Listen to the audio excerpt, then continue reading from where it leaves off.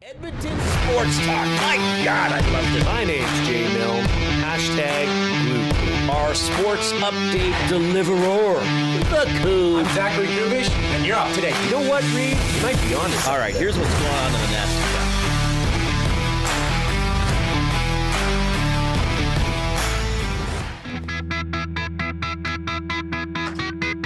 I've muted.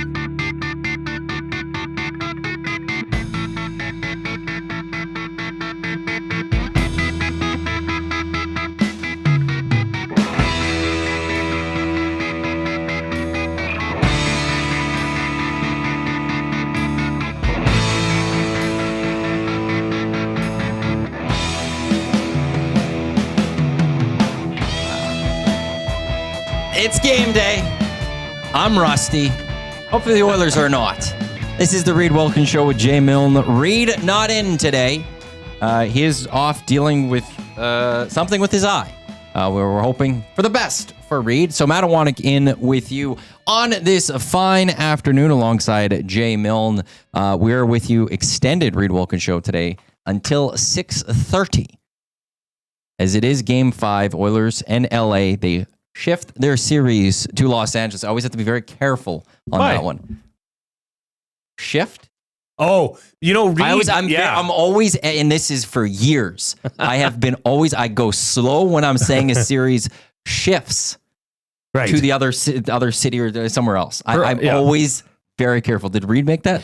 Reid said the F word yesterday, accidentally, like completely accidentally. But yeah, it was noticed. And he's been having a hard time with Gavrikov. Gavrikov. He's been saying really? Gavra something else.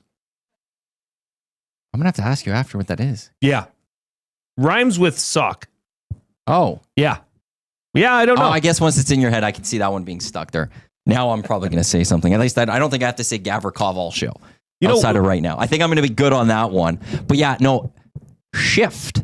Always am careful. I had no idea about that. The things you learn about each other on air. I will do that one. I don't think I've ever actually said it wrong, but I feel like when I do speak fast, I will stumble over words. And that is a word I will just absolutely stumble over. And then Zach's going to clip it and it's going to be played everywhere. So no, I'm just going to be careful on that one. The Edmonton Oilers, LA Kings, Game 5, GCLD's Oil Stream pregame show. Tommy and Hernan will get you set 6:30. Tommy at Hudson's on White Ave, which will be bumping tonight. We got lots to get to on the show today. Even though we're around for another 30 minutes, there's a lot to get to. What do you mean around? Oh, like an extra 30. An extra 30. We're not on till 3:30. No, like 3 hours. We're going to be on for an extra 30 minutes. Okay. Nice hoodie.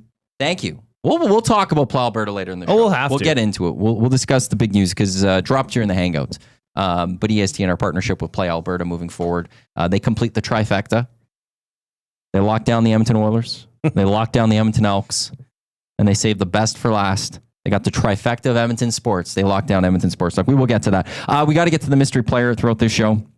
Off-topic topic for William Huff. The Oil understood. Later in this hour at 3:40, we'll get a preview from an LA Kings perspective. Eric Stevens of The Athletic will stop by. Ice Cometh, I believe is his Twitter handle. It's Iceman Cometh. Iceman Cometh. There it is. Thank you. Iceman Cometh. Great Twitter handle. 4 o'clock, Belsey will stop by. We got buying or selling for Damon Bunting. We will talk some CFL draft partly as well in the second hour of the show. The Edmonton Elks do not have a first-round pick. But there's a few things to discuss when it comes to the CFL draft. Dustin Nielson's going to join us. He of the Nielson Show. He of the Lock Shop. He of the Oil Stream, as well as 2 guys and a goalie. And then I saw the script and I look, you booked Dusty on the show today. Dusty, you're on the show today. He's like, yeah, I'm going to be on, and I'm going to be on for the postgame show to fill in for Reid. Oh, and I did a hangout today. And then we hit us. After last Thursday, Readathon. The Readathon occurred. Yes. And Reid was on every single show. Reid isn't here today. And Dusty is going to dunk on Reid. Huge. By going for not just he's setting an EST record. I was part of every show back in September in a different capacity. I was on air for a lot of it, but I was off there for a couple of other ones. Reid did the first on-air one. Dusty is now going for not the 6 to 6. He's got post-game show. And is he doing pregame? Do we know? Hernan, is Dusty joining the pregame at all? Is he going to do anything pregame, though? You better ask him. Oh, my God. We'll ask him when he comes on. I think he would. Just to do it. I think he has to. You've come so far. And by the way, we shouldn't have said anything that Reid had to do something with his eye. We should have said that Reid is abstaining from coming into work today. Because this is happening? Because this is happening. What are we calling this? Like the Neil-thon? Well, it's 780-218-9999, right. River Korean Box. What are we calling this for Dustin Nielson's goal? I said it to him before he left. He has to, at the very least, just call in with a prediction during the pregame show. He can't let this slide. Like, there's not going to be another opportunity for him to go accomplish all of this. He's just got to go get it done. Sheldon S. says, as we say in Saskatchewan, nice bunny hugs. You don't call that a bunny hug, right? It's a hoodie. It's a hoodie. But you know, it's what they call the people in Saskatchewan call these bunny hugs. Don't tell Eric, but they're weird. That's a hard one. And inadvertently, you went double hoodie today. Well, hoodie on hoodie is a bold move, Cotton. Well, and they're both light hoodies, though. They are. They are very light hoodies. I knew we were getting stuff from Play Alberta. I didn't know what we were getting from Play Alberta. And because it is CFL Draft Day, I did wear my Edmonton Elks it's a light hoodie. Yeah. I like that. I don't have anything underneath. Okay. And I'm not going to wear this one by itself. Too far, bro. Yeah, I'm not going to be that guy. And I don't have another shirt. I could take it like an EST shirt. No, I'm not saying it's bad. But it works nice. And it's actually a good temperature for me. Yeah. I will say that. Here's what the Oilers are going to line up tonight. Calvin Picker gets the start in net for your Edmonton Oilers. Shocking, right? McDavid in between Nugent, Hyman, Draisaitl centering Podkolzin at Arvidsson, Henrique between Kane and Brown, Janmark between Frederick and Perry, defensively Nurse, Bouchard, Wallman, Klingberg, and Kulak and Emberson. So no real changes for the Edmonton Oilers. The LA Kings, for the most part, don't have a lot. There are some smaller moves that they're making. Eric can help us dissect that a little bit later. But they had an optional skate today down in Los Angeles as they're looking to... I guess the LA Kings are looking at this, feeling good, probably going, we don't lose at home. Whereas the Edmonton Oilers, they're coming into this, heading down to LA, probably feeling like we've got this now. We know how to beat Kemper. We've come back. We've won these games. We could have won game 1. We could have maybe won game 2. We're going to roll. Where are you coming out looking at game 5 right now? Well, looking at the history of game 5 matchups, when a series is tied 2-2, the winner of game 5, almost 80% of the time goes on to win the series. So that's all I'm going to say. This is a huge game. I think who wins this game wins a series. And the Oilers have to win one of the next 2 games in LA anyways, if it goes to 7. So why not make it this one? Why not get over the hump? And I mean, we're going to go through it through the show, but that's a big question for me, Maddie, is does that carry over? Does that momentum or lack of momentum for the Kings, does that play into tonight's game? Or is it a new game? It's a new day, which I could understand and appreciate people that believe both or one or the other. It's a question. I don't know, because after game 4, the belief by that Oilers team was at its highest that it has been this postseason, no doubt. Yeah, what I've seen over my life watching the NHL playoffs, I don't think momentum shifts. Said it a little quicker, and I nailed it. Game to game. I think it has its things during games. Sure. I think confidence is the different thing. The Oilers are a confident team heading to LA. Yep. But it is a new game. There have been many times where I've seen a series going, well, this team, look, they have all the confidence in the world. They have all the momentum. And you go to the next game and no, it's the complete reverse. Yeah. There is that reset that can happen. So I think the Oilers are the more confident team going into this game tonight. I don't think the momentum can shift from game to game. What about you? Where do you come out on this one? I want to believe that it does. I want to believe that falling apart like the Kings have for pretty much all of the games, almost all of the games have fallen apart in the third period. And that was especially tough to have happen to them last game because it tied things up going to LA, made it a best of 3 series now. The Oilers did what they had to do. It was heartbreaking. I mean, there was reasons for it, though. I mean, they shortened their bench. The Kings did. They played a prevent D, which I think that falls on the coach, Jim Hiller. But I'd like to believe it does, Matt. I'd like to believe, and maybe confidence, like you said, is the better way to phrase it.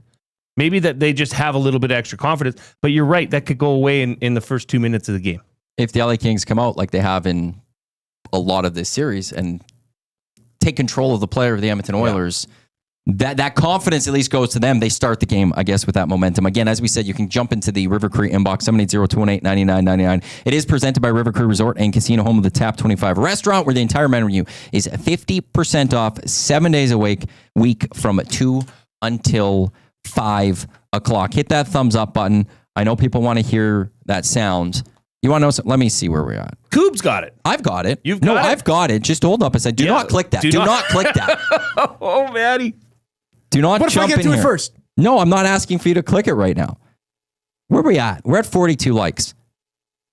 Let's get to 75, and then I'll click it. Oh, I'm sending the gauntlet down. 75, Matt, I'll hit it.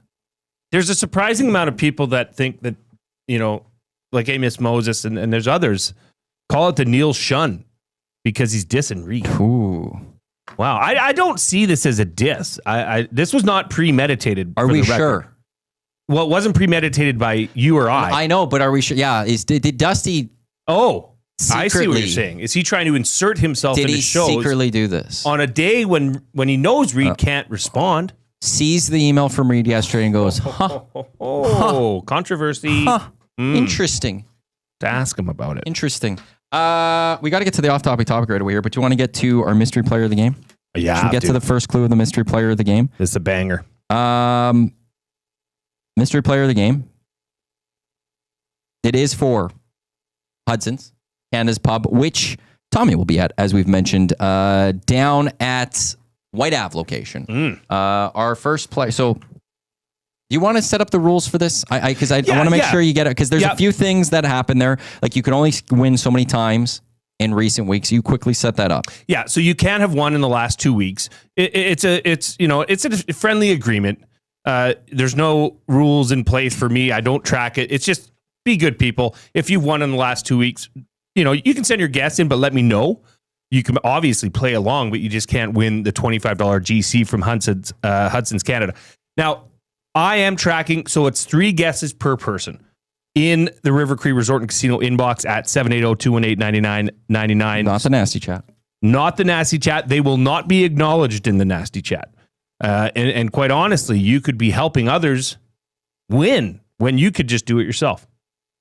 But we haven't had any problems with the agreement. No, I feel like that's always been... They're the nasties. Yeah. They're good peeps. Hudson's Canada's Pub, invited down for tonight's game. Also, you can join them Fridays, Saturdays from 9 until late for their happy hour specials. Food starting at $4, drinks $3.75. Book your reservations now at hudsonscanadapub.com. The first clue for today's mystery player, Knights. I am allowed to spell this because you do put it in the nasty chat. Knights. Knights. That's your first clue for the Hudson's mystery player of the day, of the game. Of the game. And listen, I want to get to this thumb song because I know it rallies everybody. So come on, we are 60. We're at 59. 16 away. 75. I'm not allowing it to happen. Hammer the thumb. Maddie is a man of rules. He's a man of principle. I'm in this seat today. I'm following it. Don't test him because it just is what it is. I did like Big Uke's suggestion earlier, the Dustathlon. Dustathlon. Now, would that be a 10, right? That would be presumed to be 10 events that he's taking care of because a decathlon is 10. 1, 2, 3, 4, 5, 6, 7, 8. That's only 8. 8. So Dust-octathon? Dust-octathon. I think we could come up with better, but I'll say clubhouse leader at the moment. Clubhouse leaders does that. Clubhouse leader. Off-topic for William Huff. Since 1952, William Huff has provided industry-leading advertising solutions for thousands of value clients. Their unparalleled customer service, combined with decades of industry experience and a desire to make every job the very best it can be. It's what they call the William Huff Advantage. You can visit their website, williamhuff.com, or give them a shout, 780-454-4536. This one's from Coop. A great off-topic topic. As soon as he said it, I was like, okay, I'll mark that down, see if I can come up with something better. And there was no way I was going to come up with something better.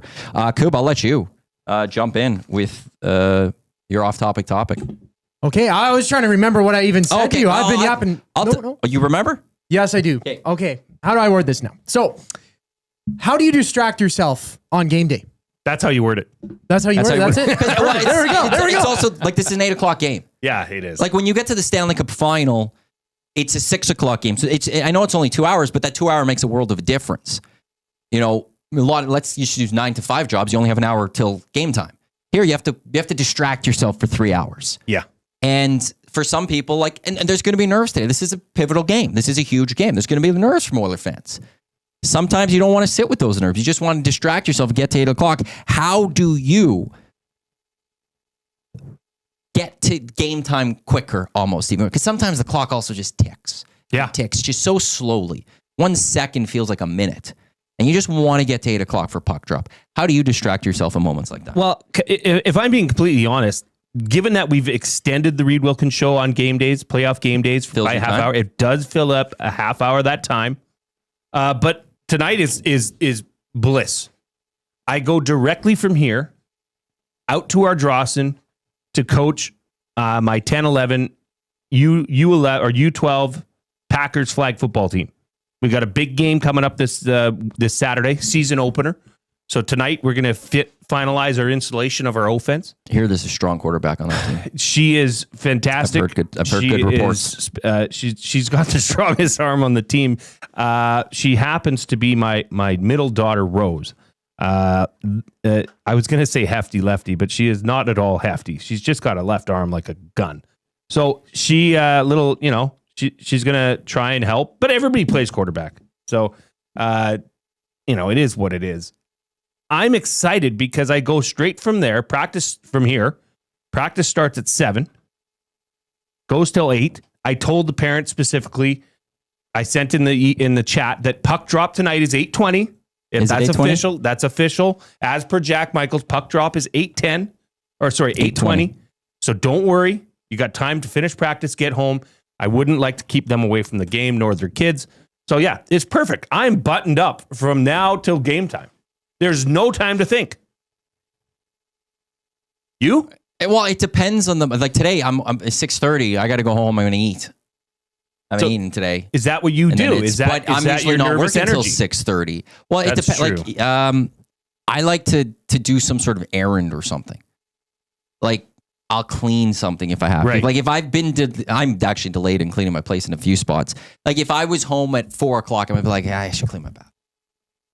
Or maybe I'll I haven't gone for a run in a little bit. I'm going to go for a run or something. Like just something that it's either a run or it's like a chore. Just to get through it. I guess the other thing is I could just throw up TikTok. If I throw up TikTok, I could kill an hour like that because you could just keep flipping and then you're like, oh yeah, it's a little too long, but that's not good for me as much. So I think chores... That's a waste of time, I think. I mean, I know it's not always dangerous. It's not always. It's a slippery slope. You can learn some things on TikTok. I don't want to learn much on I would say for everything I learned, there's probably 10 things that were crap, but there's something you do learn there. But yeah, I feel like the chore is kind of a way to go. Like yesterday, not sports related, I'm a guy who watches, I'm a nerd of my own way. I was waiting for things to get going. So I cleaned my kitchen. I put things away. I finished my laundry. That helped me get closer to where I needed to be. Where are you coming out on that? I do have to throw this one out there. A couple of comments about what Dusty, him going for that record today. Yeah. Ian in enemy territory. It's the Dustiny. Ooh. Rob from the Grove. The EST show Gauntlet. Mark Lemecq. Mac Lemecq. The EST screw job. Oh, no. I like that one. If you haven't hammered the thumbs up, let's get on it. If everybody there did it, you're at 71. We would be at and over our show record. I mean, let's hammer that away. I want Maddie to have to learn what happens when he challenges the nasties. He's holding the click, thumb song over your head. Song. Dangling. I'm talking about just the clip. No, the clip. The song's later. The song is going to happen a lot because that's up to Coop to control, and you can't control that. As the COO who has a meeting scheduled with Zach tomorrow after the no, you're strong arming him. All right, 77. Play the damn clip. Which one are we? I'm playing the clip. Oh, you're playing the clip. We're going to the clip. Click, click, click. Must you click? Please, please click. Must you click? You must click thumb. Are you going to get in on it now? Are we supposed to? Yeah, because Reid would. I don't want to never sell it. I'm not selling it. No, don't sell it. It's a tradition now. It's thumb. I want you in on it next time you play. He's Jay Milne. We have Zachary Kubich with you here. I'm Matt Iwanyk. This is the Reid Wilkins Show with Jay Milne, live from the Banquet Studio here on the west end of Edmonton. Oilers Kings, Game 5 later tonight. GCL Diesel Oil Stream pregame show coming up at 6:30. But up next here on the show, it's the Oil Understood for GCL Diesel. That's following a Zach Kubich Sports Update.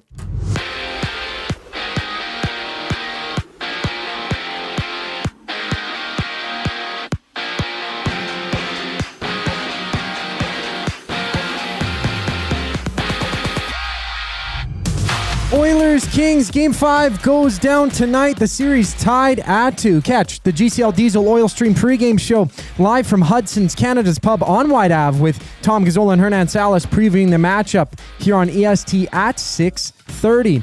3 other games around the league. Devils look to stay alive in Game 5 against the Hurricanes, while the Leafs hold the Senators 3-1 entering Game 5. We also see the Wild meeting the Knights in a 2-2 series tie, while from Vancouver, Rick Tocchet has decided that he is not returning as a head coach of the Canucks, with Tocchet spending the last 2.5 seasons behind the Vancouver bench. And the league has announced today that the draft lottery is taking place next Monday on May 5th, while in the CFL, the Elks hold the 10th overall selection in the second round of tonight's draft, with Calgary having the first overall pick. On the court, 3 teams are on the brink of elimination, with the Pistons down 3-1 to the Knicks, the Pacers up 3-1 on the Bucks, and the Magic trailing the Celtics entering Game 5. And baseball has a full slate. Toronto and Boston have their opener in a 3-game series. This sports update is brought to you by Find Edmonton. Find takes your unused furniture and home goods to help those moving out of homelessness. Get donations picked up or drop them off free of charge. Visit findedmonton.com or call them at 780-988-1717. The Oil Understood for GCL Diesel brings us back on the other side of the break. I'm Zachary Kubich, and you're up to date. 2 guys and a goalie. Quinton Byfield has been very noticeable in games 1 and 2. Is Quinton Byfield public enemy number 1 coming back to Edmonton? Yeah, I think recency bias on this one. Doughty would be a close number 2 because he always is, but I think just based on the series and the physicality and the interactions he's had, he's got to be public enemy number 1. Although I do love the underdog. 2 guys and a goalie, presented by GS Construction. Tuesday and Thursday afternoons at noon, only on Edmonton Sports Talk, your clear choice for Edmonton sports. Spin to win Fridays at the Banquet. Every Friday, spin the wheel for a chance to win big and save on your bill. It's that easy. Spin, win, and save. Don't miss out. Details at thebanquetbar.com. The Banquet. Get real. Play hard. GCL Diesel has been serving oil country since 1972. From diesel cars to SUVs to pickups. From farm tractors to school buses to a big rig. From diesel generators to forklifts, GCL can test, troubleshoot, and repair all diesel fuel system components. Whether it's injectors, pumps, turbos, filters, or additive, GCL has the parts you need to keep your diesel running the way it should. For genuine diesel parts at wholesale prices, visit GCL Diesel in the West End or online at GCLDiesel.com. GCL Diesel. Diesel understood. Hey Edmonton, ready to take advantage of lower rates and better pricing? South Fort Chevrolet in Fort Saskatchewan has you covered. From rugged trucks to sleek SUVs. And with over 40 years in business, you can trust that you're getting the best deal on your new ride. As the proud title sponsor of the Nielson Show, EST listeners can drive a little to save a lot with South Fort Chevrolet's transparent pricing and down-to-earth sales team. Visit us today in Fort Saskatchewan or online at southfortchev.com. Downsizing, upsizing, or staging your home to sell? Sentinel Storage is Edmonton's team for affordable storage solutions. Try 4 weeks free. Details at sentinelstorage.ca. Sentinel Storage, proud partner of the Edmonton Oilers.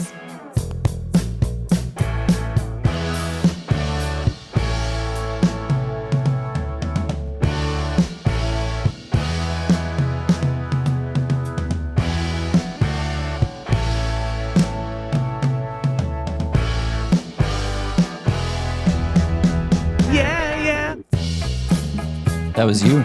That was me. That was you. Matt Iwanyk, Jay Milne, Zachary Kubich with you here on the Reid Wilkins Show here in Edmonton Sports Talk, your clear choice for Edmonton sports. Thanks for tuning in. Before the break, or as we were coming out, Jay's like, hey, Zach, play the remix on the way back. It's like, nope. 98. Now it's at 98 likes. 100 likes. I'll let Zach play it. Before you play it, if we get there. Damn rights I do. Thank you to everyone for tuning in on EdmontonSportsTalk.com. Tune in iHeartRadio, watching live on YouTube, or listening to this via podcast, wherever you get your podcasts. We are on till 6:30 today. Coming up in about 15 minutes time, Eric Stevens of The Athletic will stop by to talk some LA Kings. We also do have Shawn Belle coming up at 4 o'clock and Dustin Nielson at 5:40. Timberwoodsman in the River Cree inbox. I played the first game of summer hockey at 9:30 last night. Didn't fall asleep till 1 a.m.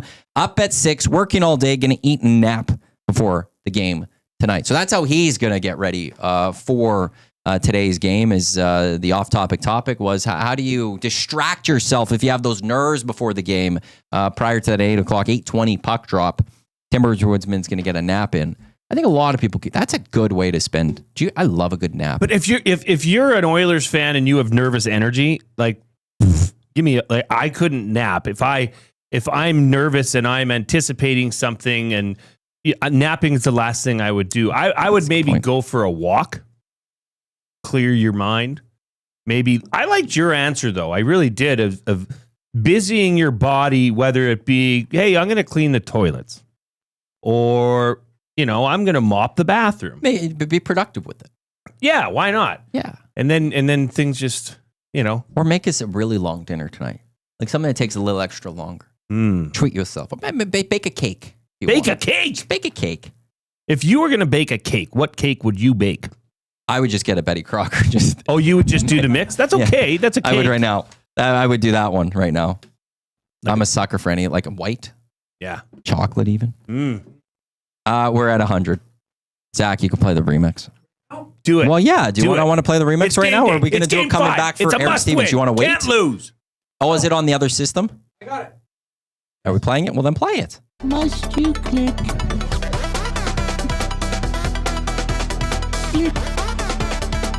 Need glow sticks. Oh, that's a good idea. Yeah. Turn the lights off in here. Yeah.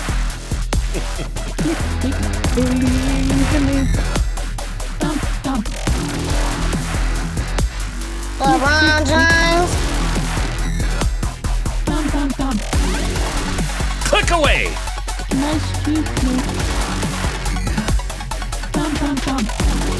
We've never let it go this long, so let's just do it. Is this? Let's go.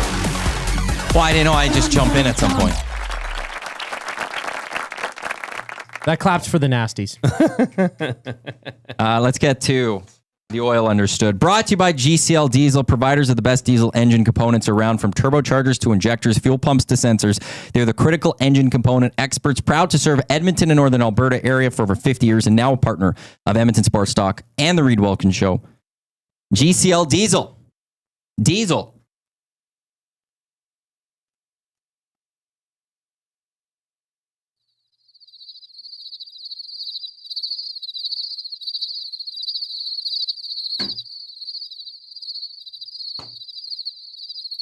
Understood. Wow, that was that blew away the longest GCL Diesel awkward pause. I wanted to get our EST. That's a beautiful hat. Blue and orange hat. Got quite a few emails about this recently. I bet you have. People wanting to get that one. EdmontonSportsTalk.com. Click on shop. All thanks to our merch partner, The Hive. Let's get into the Oiler game. The Oil Understood. GCL Diesel. What do you believe key to the game for you? Key to the game is to come out fast, to come out hungry, not to get lulled into the LA Kings game. Set the tempo, get on the board for just the first period. Obviously, everybody knows scoring the first goal. Sure, that's great. That was the key to the series until last game. I mean, LA scored first and the Oilers came back to win. But I think just to get the wheels going in the right direction and deflate the Kings as early as possible, because I think they are as balloonish as you can imagine right now, and something like that could, derail this team rather fast. Yeah, like the Oilers, they could come back. We've seen that now this series. They came back in game one. They got to within a goal. They're down 3-0, got within a goal in game two. Came back in game 4, obviously, as well. They did come back in game 3 as well. But how much do you want to live by that sword? How much do you want to live by, like, knowing, like, Oiler fan, the Oilers are down 1 goal going to the third, 2 goals maybe in the third. You're still feeling good. Honestly, with what we see, if it's 3 or 4, you still feel like, okay, there's maybe a chance. But what if LA plays a little different? What if LA shuts things down a little bit? What if, because they're home, the Kings... You don't always want to have to be trailing. It might be nice for the Edmonton Oilers to play with the lead going into the third period for once or something. And that, to me, is where I feel like it's good to know that you could come back, but you shouldn't want to always play with the idea that we're going to have to come back. You want to play a closer to a full 60. And I think, like, for the most part, the first 40 are going to be huge. Oh, my God, PTIs. I haven't seen Kornheiser do the penguin dance in a long time. I missed the penguin dance. But, Ryan Nugent-Hopkins, he was asked about the importance of getting that early lead in Game 5 tonight. Yeah, I mean, of course you want the lead. You can't, dwell too much on it if they get up 1 or 2. I mean, we've found ways to come back, and they don't make it easy for sure. And no matter who you're playing, I mean, it's easier to play with the lead. But I guess a defensive-minded team like this, they make it difficult. But it's always our focus. But I think just having that simple, fast-paced start is important tonight. I'd expect him to say that a little bit. I wouldn't think you'd see a player be like, we're fine. We want to play, but we want to spot them a lead and then come back. But I think just the momentum in this team, and if you want to steal, like, here's the thing. If you're the Edmonton Oilers and you score in the first 5 minutes, you have a 1-0 lead. The LA Kings just blew a 2-0 series lead. They just blew game 4. You want to talk about the momentum shifting from game to game? That's where it comes in. You get that early lead because you're confident. The LA Kings are probably going to start this isn't going to be our year yet again. That's a heck of a point. I mean, and the confidence would immediately be back. And like I said, this is a team that has been awful at closing out games in the LA Kings. If they can't even get off to the early start, that doesn't give them a chance to blow the third period lead. Who knows where it could go? But you mentioned something there about, maybe it would be nice for the Oilers to have a lead going into the third period. It's an honest question. I want to have your take on it. Is it, let's say you're going into the third up by a goal or going into a third down by a goal. Right now, with the way that this series has gone, what would you think Oilers fans' level of nervousness would be for both situations? Are they the same level of nervousness in either situations? Oddly enough, given that you're up and it's like, wow, they could come back. They're going to, especially if it's like a 4-3 game. There's been goals scored. Well, that's right. I think it's equal. If the Oilers are down by a goal, I think fans go, we got it. The LA Kings are going to play back. Yeah. We got it. If the Oilers are up by a goal, it'll be, the defense could sometimes make those mistakes. The Oilers are known for those mistakes. LA's not out of this just yet. Especially this LA Kings team. They could score goals. We've seen it. So, I think it is pretty equal. I just also, like, where I want the lead for the Oilers as well is I don't think the LA Kings could play with that prevent defense again. They didn't in game 1, it blew it almost. They did it in game 4. I don't see how they go doing that in a 5th game. Or this game tonight. It's just such a... And then how do the Oilers play? Can they get through the LA Kings at that point to get that equalizer? I'm not so sure about that one. I'm not as confident about that one. But with what we've seen from the LA Kings, they'll sit back. But at what point is Jim Hiller actually going to be like, I'm not Todd McLellan anymore. I can let my players open up a little bit more. That's where I think you need that lead. And if they don't, if the LA Kings play that way again, they should make a coaching change at the end of the year. I'll tell you that right now. You made a coaching change from Tom McLellan, and he's going to do the exact same thing as Tom McLellan did in the playoffs. I won't have any confidence in him. I just want to, sorry, Matt, I have to announce this. I've got a breaking news. I've received a statement from our very own Reid Wilkins. Oh, okay. We're going to get to it after the break. Okay. Well, actually, we're going to get to it. You know what? We're not going to be able to get to it till 4:22. Well, I could read it right now, and maybe we'll throw up the picture. I think read it, and then we could revisit it. Read it, at 4:20. I think like getting people to wait this long, like unless it's a very long statement. It is not. We got a couple minutes. We could then get the picture later. Yeah, okay. Coob, I'm going to forward this off to you. So this comes in from our very own Reid Wilkins. Let me get back to it here. Boy, it sometimes takes a long time to send an email. While you do that, the Liquid Beaver, I'm way more nervous when the Oilers are up. I know. Defending scares the crap out of me. From Reid Wilkins. This afternoon, I underwent surgery at the Royal Alex to repair a retinal detachment in my left eye. I thank my EST colleagues for their support and work in my absence. To the Nasties, big game tonight. He says in all caps locked, embrace the tension.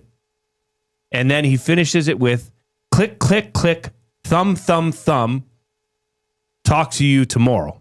What does that mean? I believe this means Reid is expecting to be in that chair tomorrow.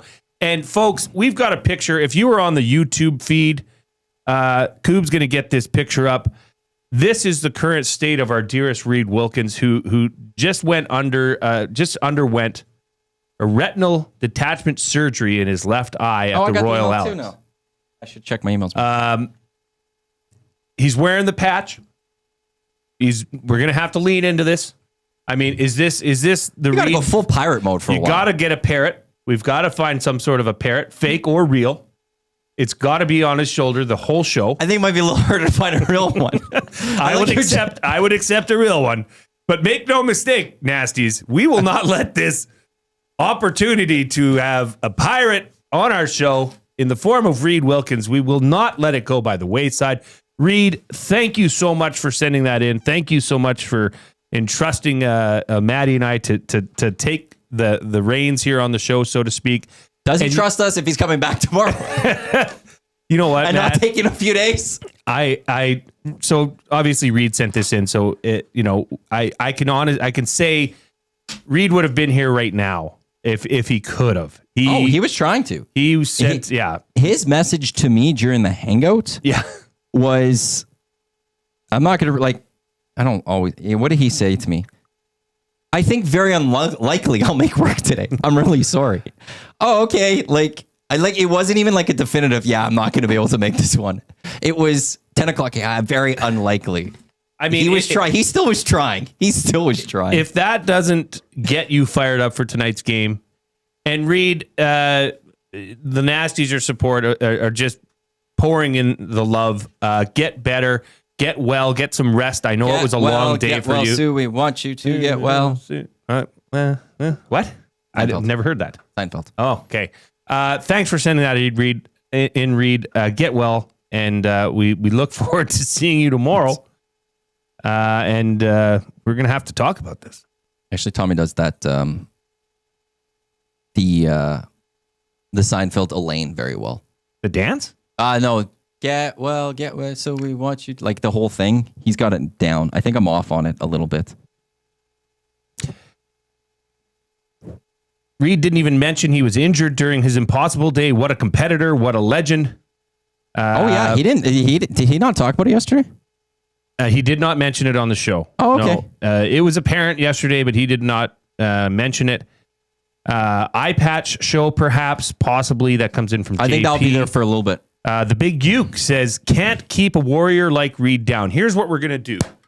Reid's going to listen to the show, I'm sure. So if you have a limerick, send it to the River Cree inbox, 780-218-9999, or email it to jay@edmontonsportstalk.com or matt@edmontonsportstalk.com. Send in your Reid well wishes limericks.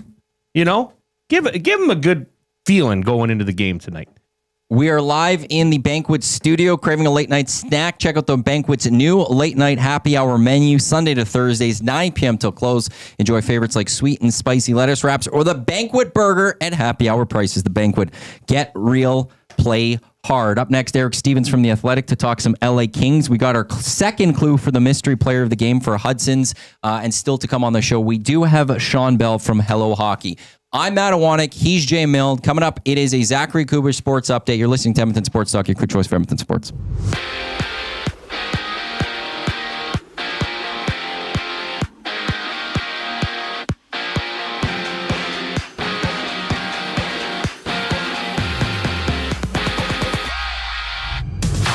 From LA, the Oilers challenge the Kings in Game 5 with Edmonton looking for their first lead of the series. Catch Tom Gazzola live from Hudson's Canada's Pub on White Ave for the GCL Diesel Oil Stream pre-game show alongside Hernan Salas at 6:30, only on EST. Meanwhile, Minnesota visits Vegas with the series tied at 2 apiece. We also see New Jersey fighting to stay alive in Game 5 against Carolina, while the Leafs can punch their ticket to the second round, leading 3-1 over the Sens. Out west, Rick Tocchet's time as Vancouver's head coach is over, with Tocchet deciding to walk away from his position with the Canucks.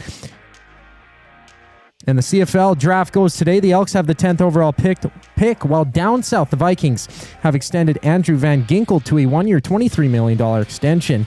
Basketball has Milwaukee visiting Indiana, with the Bucks trailing 3-1 in their series, while the Pistons tip off with the Knicks down 3-1 before Boston looks to get past Orlando in Game 5 of their series. And there's tons of action in baseball. The Jays and Red Sox have their opener of their 3-game series. This sports update is brought to you by Windsor Plywood Leduc, locally owned and operated, serving Leduc and surrounding area since '93. They have doors, flooring, baseboards, and of course, they got plywood. Go see the knowledgeable staff today at Windsor Plywood Leduc. We get a Kings perspective on the matchup tonight.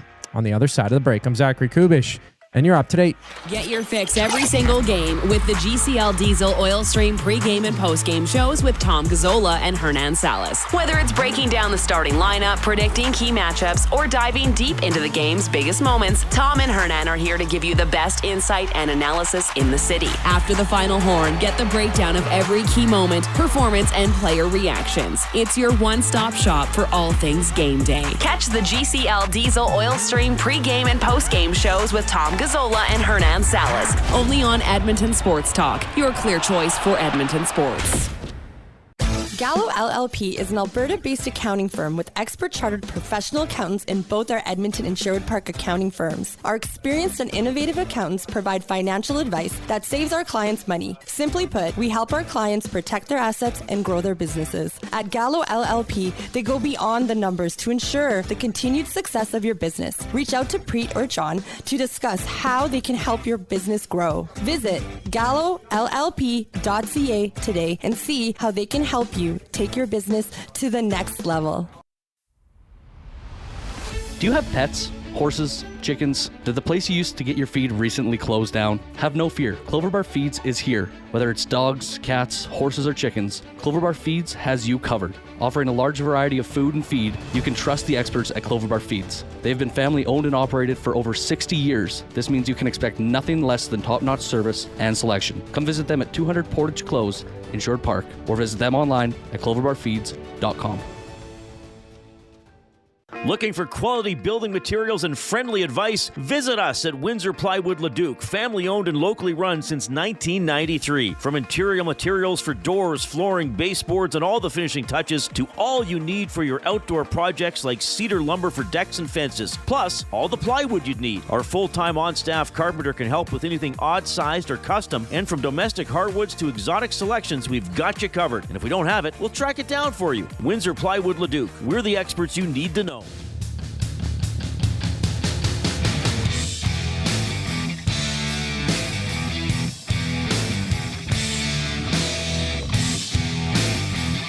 We're back on the Reid Wilkins Show with Jay Milne. No Reid Wilkins. Matt Iwanyk in for Reid today. We'll get more into that as the show progresses. He had his retinal detachment surgery. He's got the eye patch. We'll get more into that, as Jay said before the break. He's a hero. Send those limericks in. Yeah, I do like this from, who's the one that sent it in? Lars. Reid's vision is still better than the NHL refs.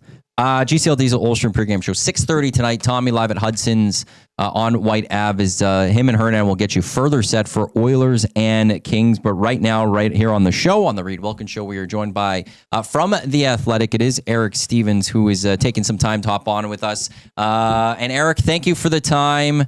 I know you're getting set for Game 5 yourself, but we appreciate this. And we have you on to talk about the LA Kings here. And I guess the first question that I would have to ask is, the LA Kings, they're probably feeling really good coming to Edmonton, up 2-0.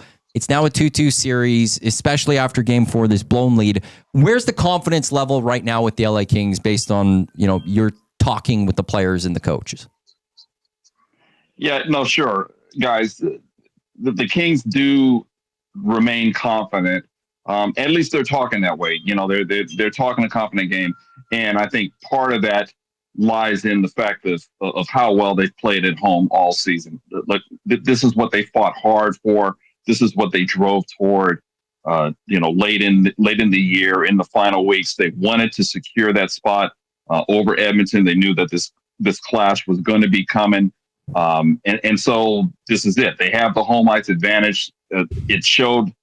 That way in games 1 and 2, particularly in game 2, a game that, that they dominated. But obviously all the other games in this series have been very much up in the air until the very end.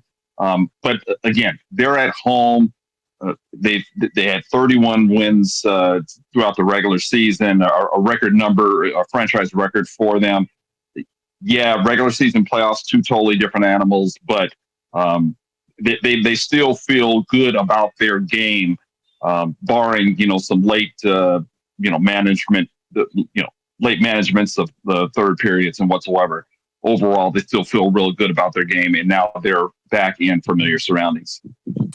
Eric, I mean, you alluded to it. They're at home. They fought hard for this. They won 31 games at home. They're 2-0 in the playoffs at home.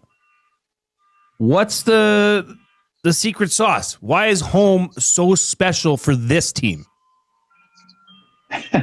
That's really a good question. And I'm not sure that there is a concrete reason why. It's not like, every year, teams are different every year. Teams change, personnel, some more extensively than others. This is by and large, the same team. Yet they added some key pieces, and all of whom have helped make a difference for this particular club. But, it's all, a lot of it is the same cast of characters. I think they just kind of got things rolling, early in the year in terms of winning at home. And then you just kind of get that mojo. There were some instances where, they won in overtime, a couple of instances where they may, come from behind. But it's just one of those years where they kind of got the mojo going, all season, and barring a couple of, say poor performances, or maybe they might have underestimated the opponent. They've just been dominant all season. So, again, does that extend to the playoffs? So far it has, but you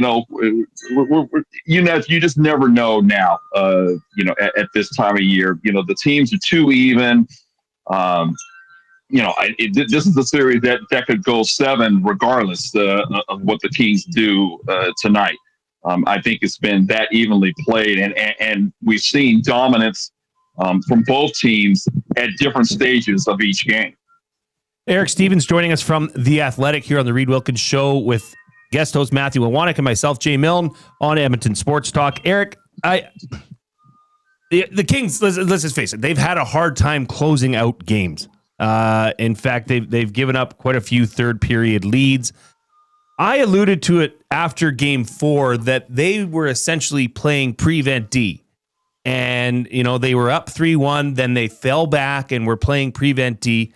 My question, and I know you would have heard the Jim Hiller clip that he disagreed with that tactic in the third period, but I want to get your opinion on it. Do you think that the Kings should just stay with plan A and keep applying the pressure if they do get a lead tonight, as opposed to falling back into that prevent defensive style? You know what? I'm with you there on that. I do think that, eventually at some periods, especially, when it gets into those final minutes of the third period, I know a pulled goalie situation is a different situation, and obviously they've had trouble closing out when the Oilers have put a 6th attacker on the ice. But really, even, you talk about game 4, you knew that the Oilers were going to, make a push here, which they obviously did. I wonder sometimes if the Kings and playing strong defense, that's in their DNA. But I almost wonder if sometimes that mindset can get away or get in the way of them, triumphing in this series against this particular opponent. it's one thing to be able to sit back, maybe, just try to lock things down really against most teams. This isn't, the Oilers aren't most teams because of those superpowers they have in 97 and 29. They can do stuff that really no other team, maybe outside of the duo of McKinnon and Makar in Colorado, they can do stuff that no other team can do when they turn it on offensively. So if they get a lead tonight, take a lead into the third period, I think that where they need to apply what they did in game 2. The Oilers made their comeback, but LA answered in game 2 and then kept going and won going away. If that scenario pops up again tonight, I think that's a blueprint that they need to follow here. They need to keep pushing as opposed to just sitting back and trying to defend. Again, this is not just any other team because of those two superpowers that they have on the other side. Darcy Kemper had an amazing season. He's a Vezina finalist. But in this series, he's given up on average 4 goals a game. His game 2 only gave up 2, but it was 4 or more in the other 3 games, an .881 save percentage. Is that to you a credit to the Edmonton Oilers for getting past Darcy Kemper, or are you seeing something with the LA Kings defense / with Kemper that you weren't seeing in the regular season? Like, how would you explain why we've seen Darcy Kemper kind of come down a little bit in these playoffs as opposed to what we saw from a great regular season from him? You know what? I tell you what, I'll counter it a little bit. I would say maybe that's been a little more the case across the first 3 games. I thought game 4, I thought Darcy was tremendous, actually, especially in that overtime period. He was great in overtime. I think, honestly, and look, he's the best goalie in this series. No disrespect to Calvin Pickard, and I think the Oilers, for whatever reason, I think they do kind of play a little bit better in front of Pickard than Skinner. But Darcy Kemper, by reputation, by what he's done this season with whoever, he's the best goalie in the series. He should be the best goalie in this series. I think, though, in game 4 especially, I think it's more a fact of the Kings relying basically on 4 defensemen. And 3 forward lines. They haven't played their 4th line, hardly at all. Clearly they're just going to rely on their 4 veterans for the most part. I know Grant Clark is playing. He's their number 5 right now, but he's essentially only playing 11 minutes a night. That fatigue, I think, really showed up in game 4. I think that's something where the Kings, we'll have to address, and in some ways they are. They're putting Jordan Spence back in tonight. They need to give him some minutes. They need to kind of ease the burden, on their top 4 on defense, and make things a little easier for Darcy, because Darcy will generally make that first save. He's done that all year. And they've done a good job of clearing out rebounds and not, letting him face 2 or 3 different chances. That needs to happen tonight. I think even though, the Oilers have scored some goals, I think that's a function of just how high powered that they can be once they turn it on. Eric, on your Twitter profile, you mentioned that you are a self-proclaimed grits aficionado. I'm going to be honest with you. I've never had grits. Okay. So A, what am I missing out on? And B, what makes for, in your opinion, the world's greatest grits?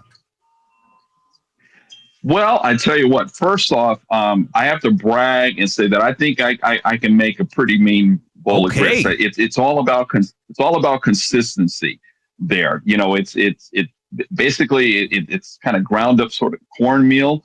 But you can have it plain, you can have it with butter, you can a little pepper, you can put some shrimp in it. It can be a versatile dish. You can put a number of different items in it, and it can complement it very well. So it can change, the flavoring in terms of whatever you put into it. But even if it's with plain and with some butter in it, you'll do right as long as the consistency is good. You can't be soupy. All right. Good to know. Eric, appreciate the time. Enjoy Game 5 tonight, and safe travels up here for Game 6.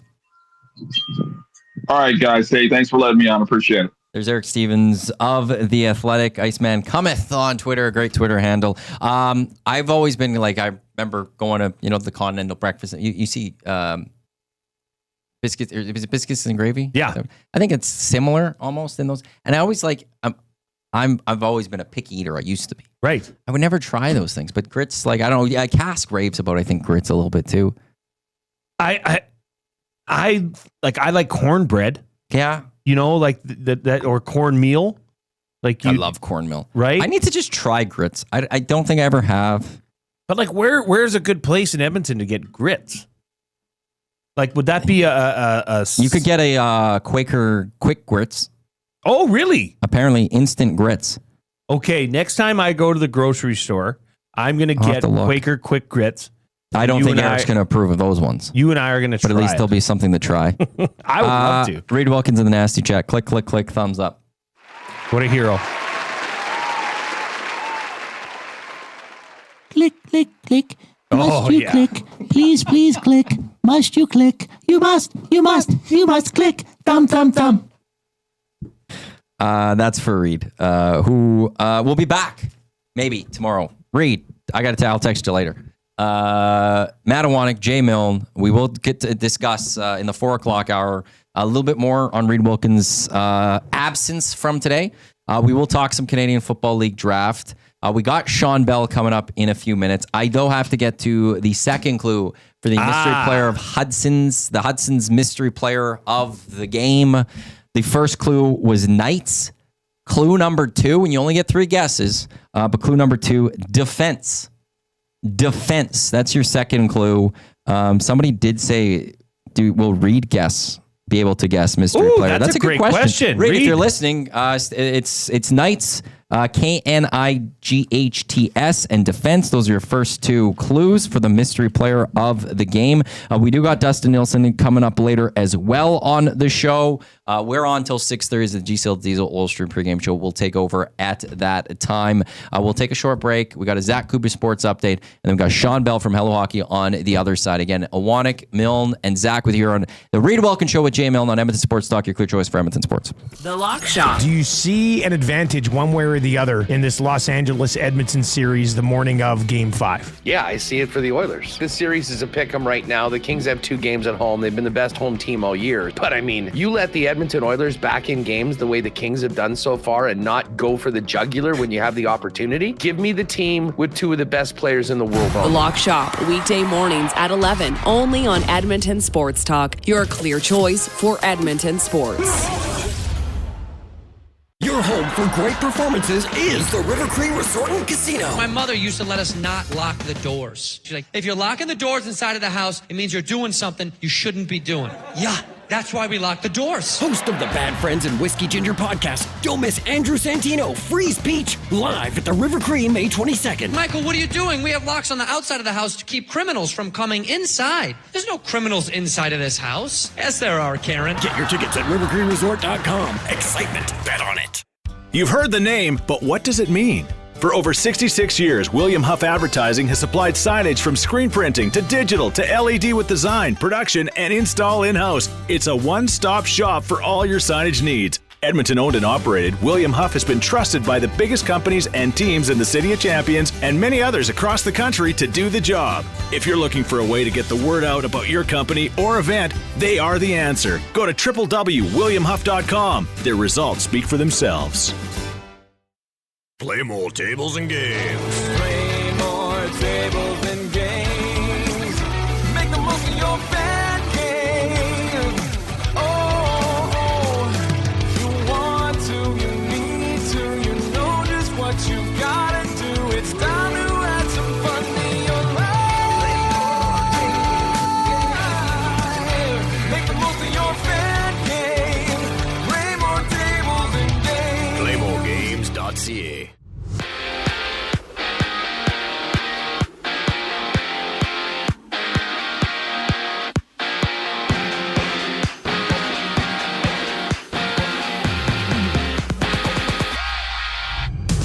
Edmonton hits the ice in LA for Game 5. Oilers-Kings tied at 2 apiece with Tom Gazzola and Hernan Salas bringing you the GCL Diesel Oil Stream pregame show live from Hudson's on Wide Ave at 6:30 right here on EST. Around the league, Toronto hosts Ottawa in Game 5 with the Sens looking to stay alive before the Devils battle the Hurricanes down 3-1 in their series.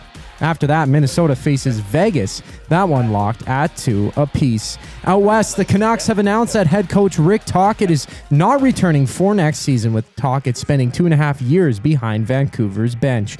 Tonight, the Elks hold the 10th overall pick in the CFL draft, with the Stamps having the first overall selection. That one goes in just a moment. In the NBA, there's 4 games on tap. The Bucks and Pacers kick things off as they battle in Game 5. Indiana can take the series before the Magic and Celtics throw down Orlando, trailing 3-1. And the Knicks control the Pistons, needing just one win to make it to round 2. Baseball has tons of action, including Toronto hosting Boston. Bowden Francis takes the mound for the Jays. I'm Zachary Kubish. That was your sports update. The second hour of the Reid Wilkins Show starts right now.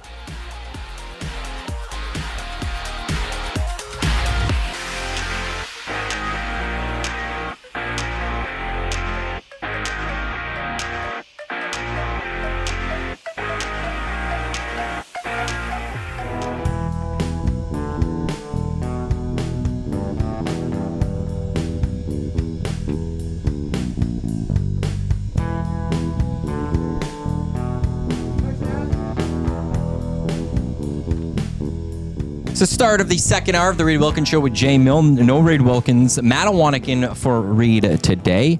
Zachary Kubish on the other side of the camera as well. Momentarily, we'll have Shawn Belle from Hello Hockey with us here on the show. You can always get in touch with us, 780-218-9999. That is the afternoon inbox, which is presented by the River Cree Resort and Casino, home of the Kitchen Restaurant. All you can eat surf and turf for just $59.99 every Friday from 4 until 10 o'clock. Oilers Game 5 out in LA. That gets going 8:20. You said puck drop with Jack Michaels had that one. So 8:20, but the GCL Diesel Oil Stream pregame show live from Hudson's on White. Tom Gazzola will be there. Hernan Salas will be on the show. They will get you set for the game 6:30. We will take you till 6:30 with an extended Reid Wilkins Show with Jay Milne. We'll explain a little more about where Reid is. But joining us now, gentlemen, I'll be spending some time with for 2 hours tomorrow on the Hangout. It is Shawn Belle from Hello Hockey. Bellsy joins us here. Bellsy, we had Eric Stehpens on in the last segment. I don't know if you heard it. And he's a self-proclaimed grips aficionado. You have traveled a little bit. You've played in various teams down south. Have you ever had grits? I have not. Okay. So I actually can't comment on this, but you go down south, there's some different meals down there. I mean, when I played in Houston, one of the things that people love to eat was fried gator. That was obviously interesting. It was like a tougher chicken. Had to try that one.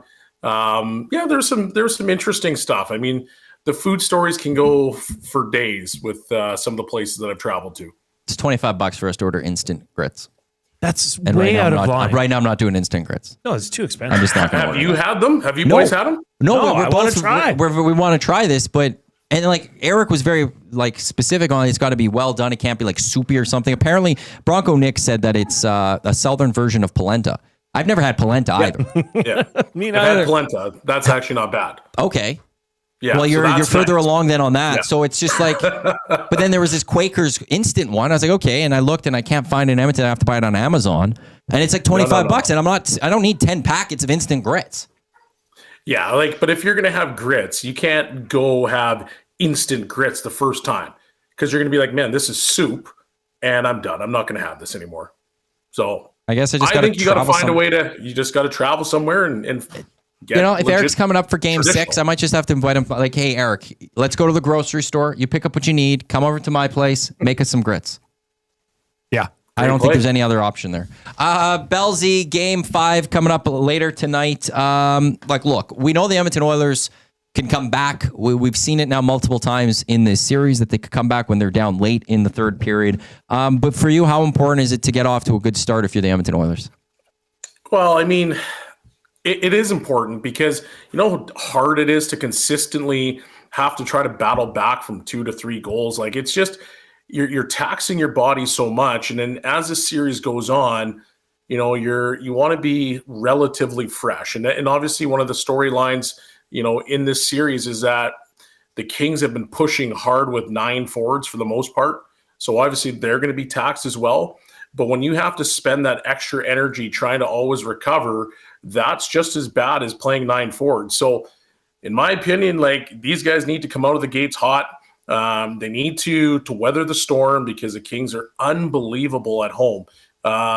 Didn't they, I think they've only lost 8 games total at home all season. And that the Kings are going to throw the kitchen sink at you. So you better be prepared to come into the building and be ready to go. And if you can be even, great. I think everybody in oil country would be extremely excited if you came out even. If you're up by 1, even better. But I just think it's really imperative that the Oilers have a really good start today. It's about 6 regulation losses, 4 overtime losses. And then 2 of those were right at the end of the season, like the last game of the season against the Calgary Flames when they didn't care. Yeah.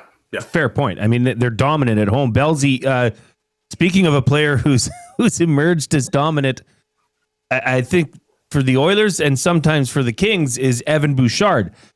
He plays in his 58th career playoff hockey game tonight and is second in points per game in playoffs by defensemen all time who have played a minimum of 50 games. I mean, that's special.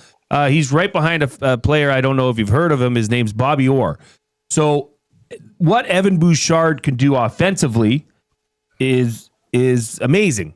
Yet he's often at times disconcerted, lack of awareness, general defensive gameplay. Is Evan Bouchard, or have you come across a player as polarizing as Evan Bouchard is right now?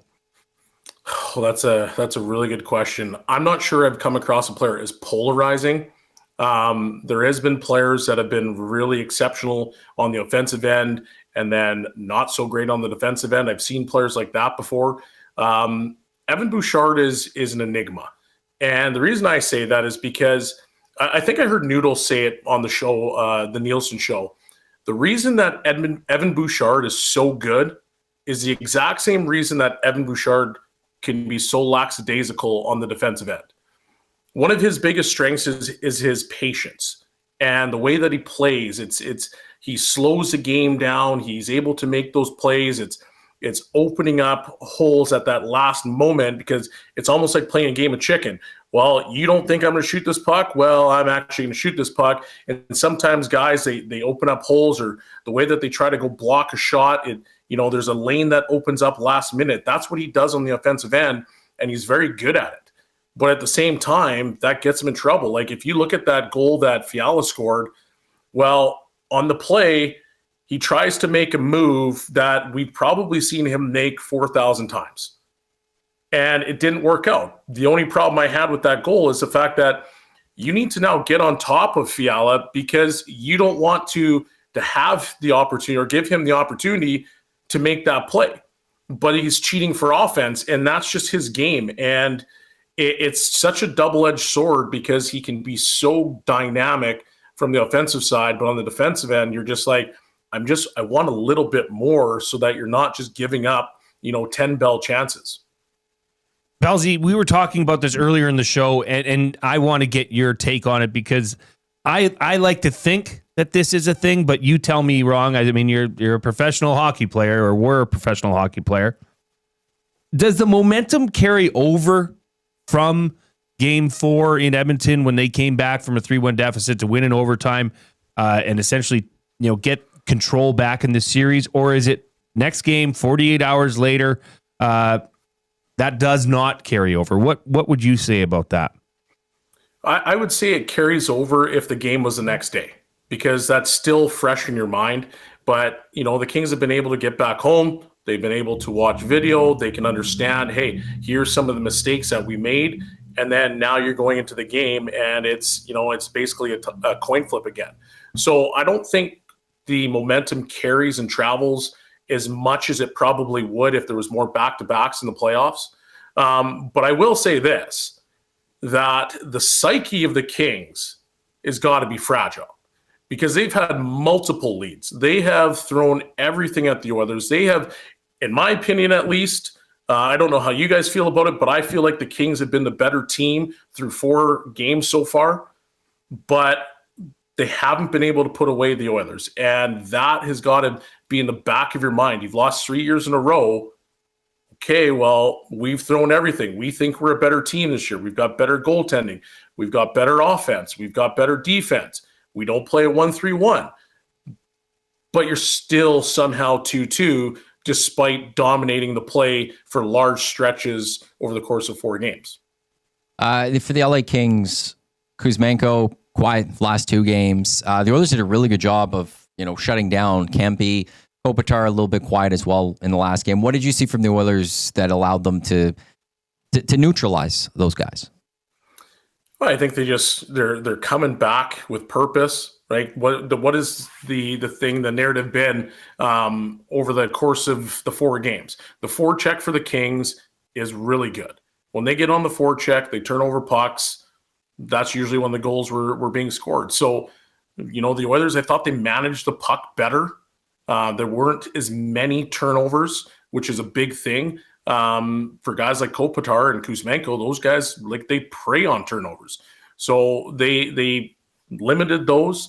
And then the other piece of the puzzle is they've checked harder. They've done things that have made it harder for the Kings to get to the net front. And I think that's a big piece of this puzzle because the first 3 games, it was hey, it's a parting of the Red Seas. Do whatever you need to do. Game 4, the Oilers limited that, and I think that's taken away, opportunities from the big boys with the Kings.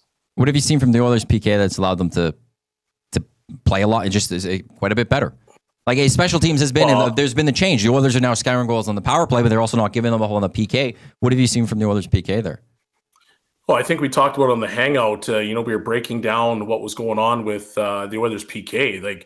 To me, there's less looping. There's more stops and starts. They're taking away lanes quicker. They're being a little bit more aggressive, and they're not just giving away time and space for the Kings. Those seam passes that the Kings were hitting early in the series, they're now starting to be taken away because at least the stick is there. And that overtop pressure from that first swinging forward, if you will, is they're pushing down the Kings quicker. And I think that's playing a factor and limiting those chances. And then as soon as they get the puck, it's out of the zone, and they've actually been on a few rushes too. So they're challenging the Kings on the defensive side as well. So better details from the Oilers penalty kill for sure. Shawn Belle joining us here on the Reid Wilkins Show with Jay Milne, with guest host Matthew Iwanyk on Edmonton Sports Talk. Your clear choice for Edmonton sports. I had a question come in, and I think it's relevant because you start a series, it's a 7-game series. You lose 1 game, okay. You lose 2 games, okay. You lose that 3rd game and things start to pucker up. Now that you're back to 2, this is a best of 3. This is now a very important game. And Garth Vader in the River Cree inbox asks, does the run from last year give the Oil an edge in these high leverage games? What say you, Belsey? I would agree because that is... it's experience, and everybody talks about playoff experience and why is it so valuable? Well, it's moments like these and understanding there's no panic in the Oilers game. Every single time that they've come back, you watch it and we're all throwing our remotes at our TVs and, waving our fists in the air and probably swearing under our breath, but there is zero panic with the Oilers. And that's a very big thing because as you continue to go and that you can just play the right way and get yourself back into the game. Well, that's important because for the Kings, they're pressing so hard that they want to try to, they want to beat the Oilers, but those mistakes start to happen. They start to creep in, like having 5 guys back. Why would you ever do that in a game knowing the offense that the Oilers possess? You never want to do that. You've been doing your 1-2-2. You've been creating turnovers. It's been really good, but you go away from that, and that's just a lack of experience because that's now changing your game, which now is going to suit the Oilers because now they're pressing and you're sitting back. So that experience does definitely play a massive factor moving forward. Belsey, appreciate the time. I will chat with you tomorrow on the Hangout. Enjoy the game tonight. See you, boys. There's Shawn Belle of Hello Hockey as well from 10 until noon this on Saturdays. We're here in Edmonton Sports Talk. They had a great show this past weekend. John Scott was on. It was a fantastic interview. Belzy came in partway through because he was at the Alzheimer's event, but it was just a wonderful conversation. John Scott, hopefully he's back on quite a bit more with the boys on Hello Hockey. A great segment there. Oilers tonight, play Alberta. We're wearing our play Alberta stuff. We'll get to that a little bit later. The full explanation for those that have missed it today. Oilers plus 100 on the money line on play Alberta right now. I think it was plus 110 at one point on the Hangout. Maybe it was. You said I plus thought 110. I said plus 110. Then later in the Hangout was plus 100. So the Oilers are still plus money if you go straight money line for tonight's game. So we will have to. We'll see how things fully play out tonight.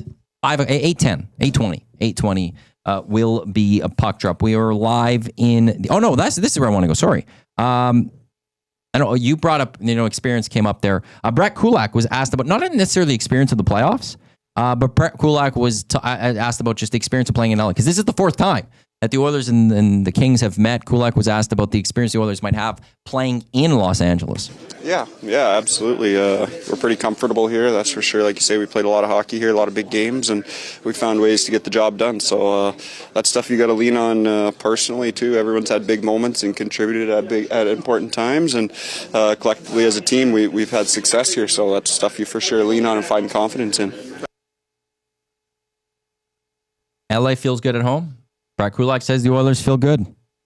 Not like 100%, but they feel confident at the very least of playing in Los Angeles. We have a lot to get to in this hour. We got to get to our third clue in a bit of the mystery player of the game for Hudson's. We have to talk about Reid Wilkins. We've got the statement. We'll readdress the statement of Reid Wilkins and why he's not here. We will talk some CFL draft. We also got buying or selling for Damon Bunting. That's all to come in this hour before 5 o'clock. And then after that, we still got Dustin Nielson. We still have some more Oiler clips. We still have a lot to get to on the show today, including discussing a little more play Alberta. So there's just so much. And we still have each other, Matthew. And Zach. Yeah, he's here too. He's here too. Zachary Kuwish of a Sports Update. He's Jay Milne. I'm Iwanyk. We'll be back here on the Reid Wilkins Show on Edmonton Sports Talk, your clear choice for Edmonton sports in just a bit, with your thoughts in the River Cree inbox.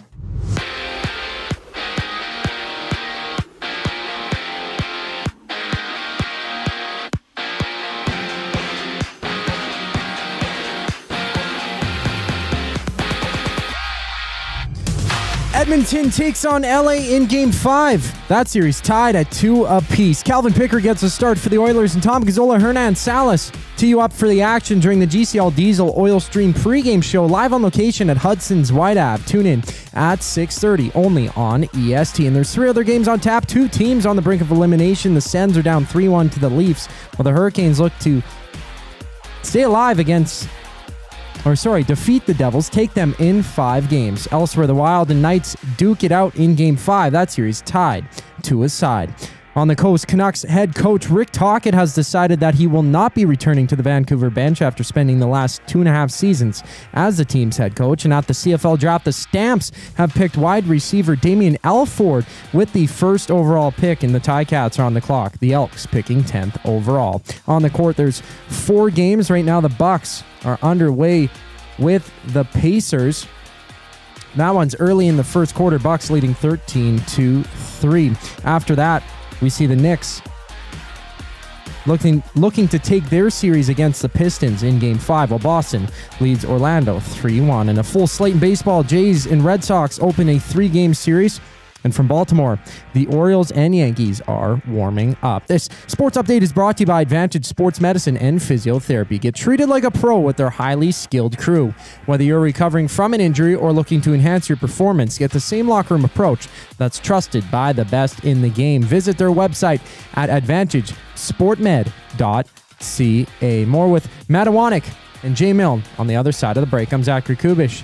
And you're up to date. Some gently used furniture or home goods that need a new home? Find Edmonton is here to help. Every month we furnish over 100 homes to those transitioning out of homelessness, and we need your gently used furniture and home goods. Drop off at 5120 122nd Street or call for free local pickup. Just visit findedmonton.com to learn how your donations can help create a home for someone in need. Plus shop our thrift store, in-store or online, with proceeds benefit those moving out of homelessness through housing supports. Visit us at findedmonton.com. Find Edmonton, supporting our community one home at a time. Craving a late night snack? Hit the Banquet for our new late night happy hour. Sunday to Thursday, 9 p.m. till close. Try favorites like sweet and spicy lettuce wraps or our Banquet burger and fries. All at happy hour prices. The Banquet. Get real. Play hard. Your home for great performances is the River Cree Resort and Casino. My mother used to let us not lock the doors. She's like, if you're locking the doors inside of the house, it means you're doing something you shouldn't be doing. Yeah, that's why we lock the doors. Host of the Bad Friends and Whiskey Ginger podcast, don't miss Andrew Santino, Freeze Peach, live at the River Cree May 22nd. Michael, what are you doing? We have locks on the outside of the house to keep criminals from coming inside. There's no criminals inside of this house. Yes, there are, Karen. Get your tickets at rivercreeresort.com. Excitement, bet on it. And there they go to Sentinel Storage. The snowblower and winter gear goes in. They shoot, we store. Need extra space? Store your winter gear with Sentinel Storage and win extra space at home. Try 4 weeks free at sentinelstorage.ca. Proud partner of the Edmonton Oilers.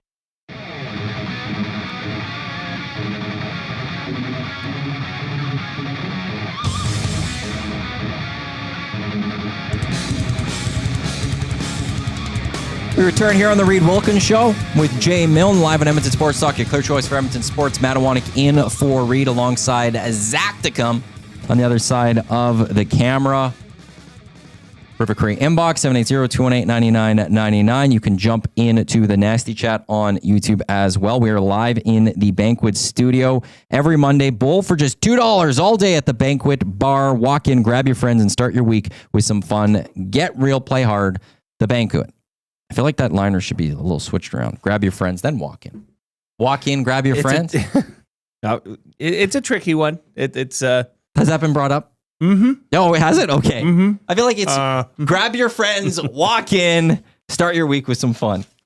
I read what's in front of me. We do have some limericks that have come in honor of our dearest Reid Wilkins. Before we get to that, let's reset for people that don't know what's going on here. Yesterday, Reid came to me at one point, came into the office and said, "Look, I can only see like part, like something happened to my eye. I can't see above like this." It was a Reid Wilkins flu game yesterday. Yeah, and he came on, he did the show. He says like, "Look, I may be called in and like you might have to finish the show." I was like, "Yep, no, that's fine." He ended up doing the show. Got an email from him last night that goes, "Look, I'm in for surgery 9:30 tomorrow. I don't know if I'm going to be able to do the show." And then I got a text from him during the hang up and like, "It's unlikely I'll make the show." Not still definitive. It was still, it's unlikely. Which then was, "Nah, you're not coming in, Reid. It's not happening." Do you want to read the liner or the statement from Reid Wilkins? Yeah. We have a statement from Reid Wilkins. And a picture. We have a picture from Reid Wilkins as well. This afternoon, I underwent surgery at the Royal Alex to repair a retinal detachment in my left eye. I thank my EST colleagues for their support and work in my absence. To the Nasties, big game tonight. Embrace the tension. And he finishes it with this. Click, click, click. Thumb, thumb, thumb. Talk to you tomorrow. For those watching on YouTube, they will have the picture. He sent us a picture as well with the eye patch. Is that an eye patch? We're calling that an eye patch. Eye protection. That's an eye patch. It's a little too taped to him. It doesn't fit behind his glass as well. It's a little too clinical for the look we're going to want to go for on the show. I might have to go on Amazon, or maybe you can, and see if we can get a proper, black eye patch that can cover that.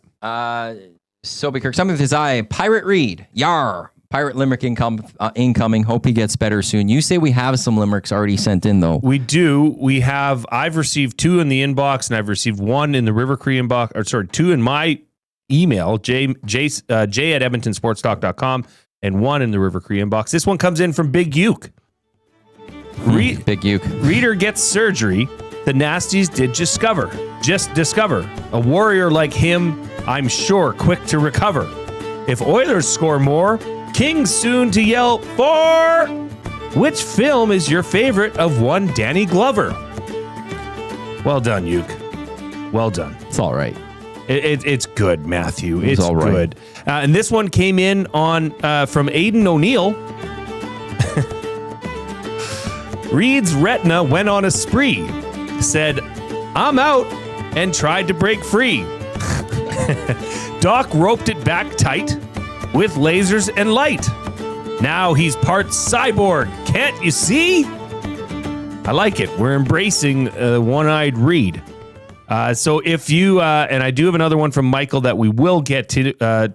Oh, that's VR Montenegro who today, and we'll save this one for later. But today he's going for Voracious Raptor Montenegro for his VR handle. So we'll get to that one in a bit. He changes up the usage of the VR. Big Uke, this Matty guy. I don't know if his practicum gets extended.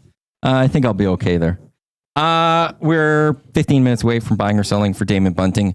Your thoughts still welcome. River Cree inbox 780-218-9999. Just give me a couple quick things here to read. Bronco Nick, Real Madrid is blocking Ancelotti from signing in Brazil as the national coach. Real doesn't want to pay the exit fee. Good. Bronco Nick, Eric knows this about me. I love Jesse Marsh as the Canadian national team manager, but I'm still have a little bit of hope Ancelotti will come to Canada.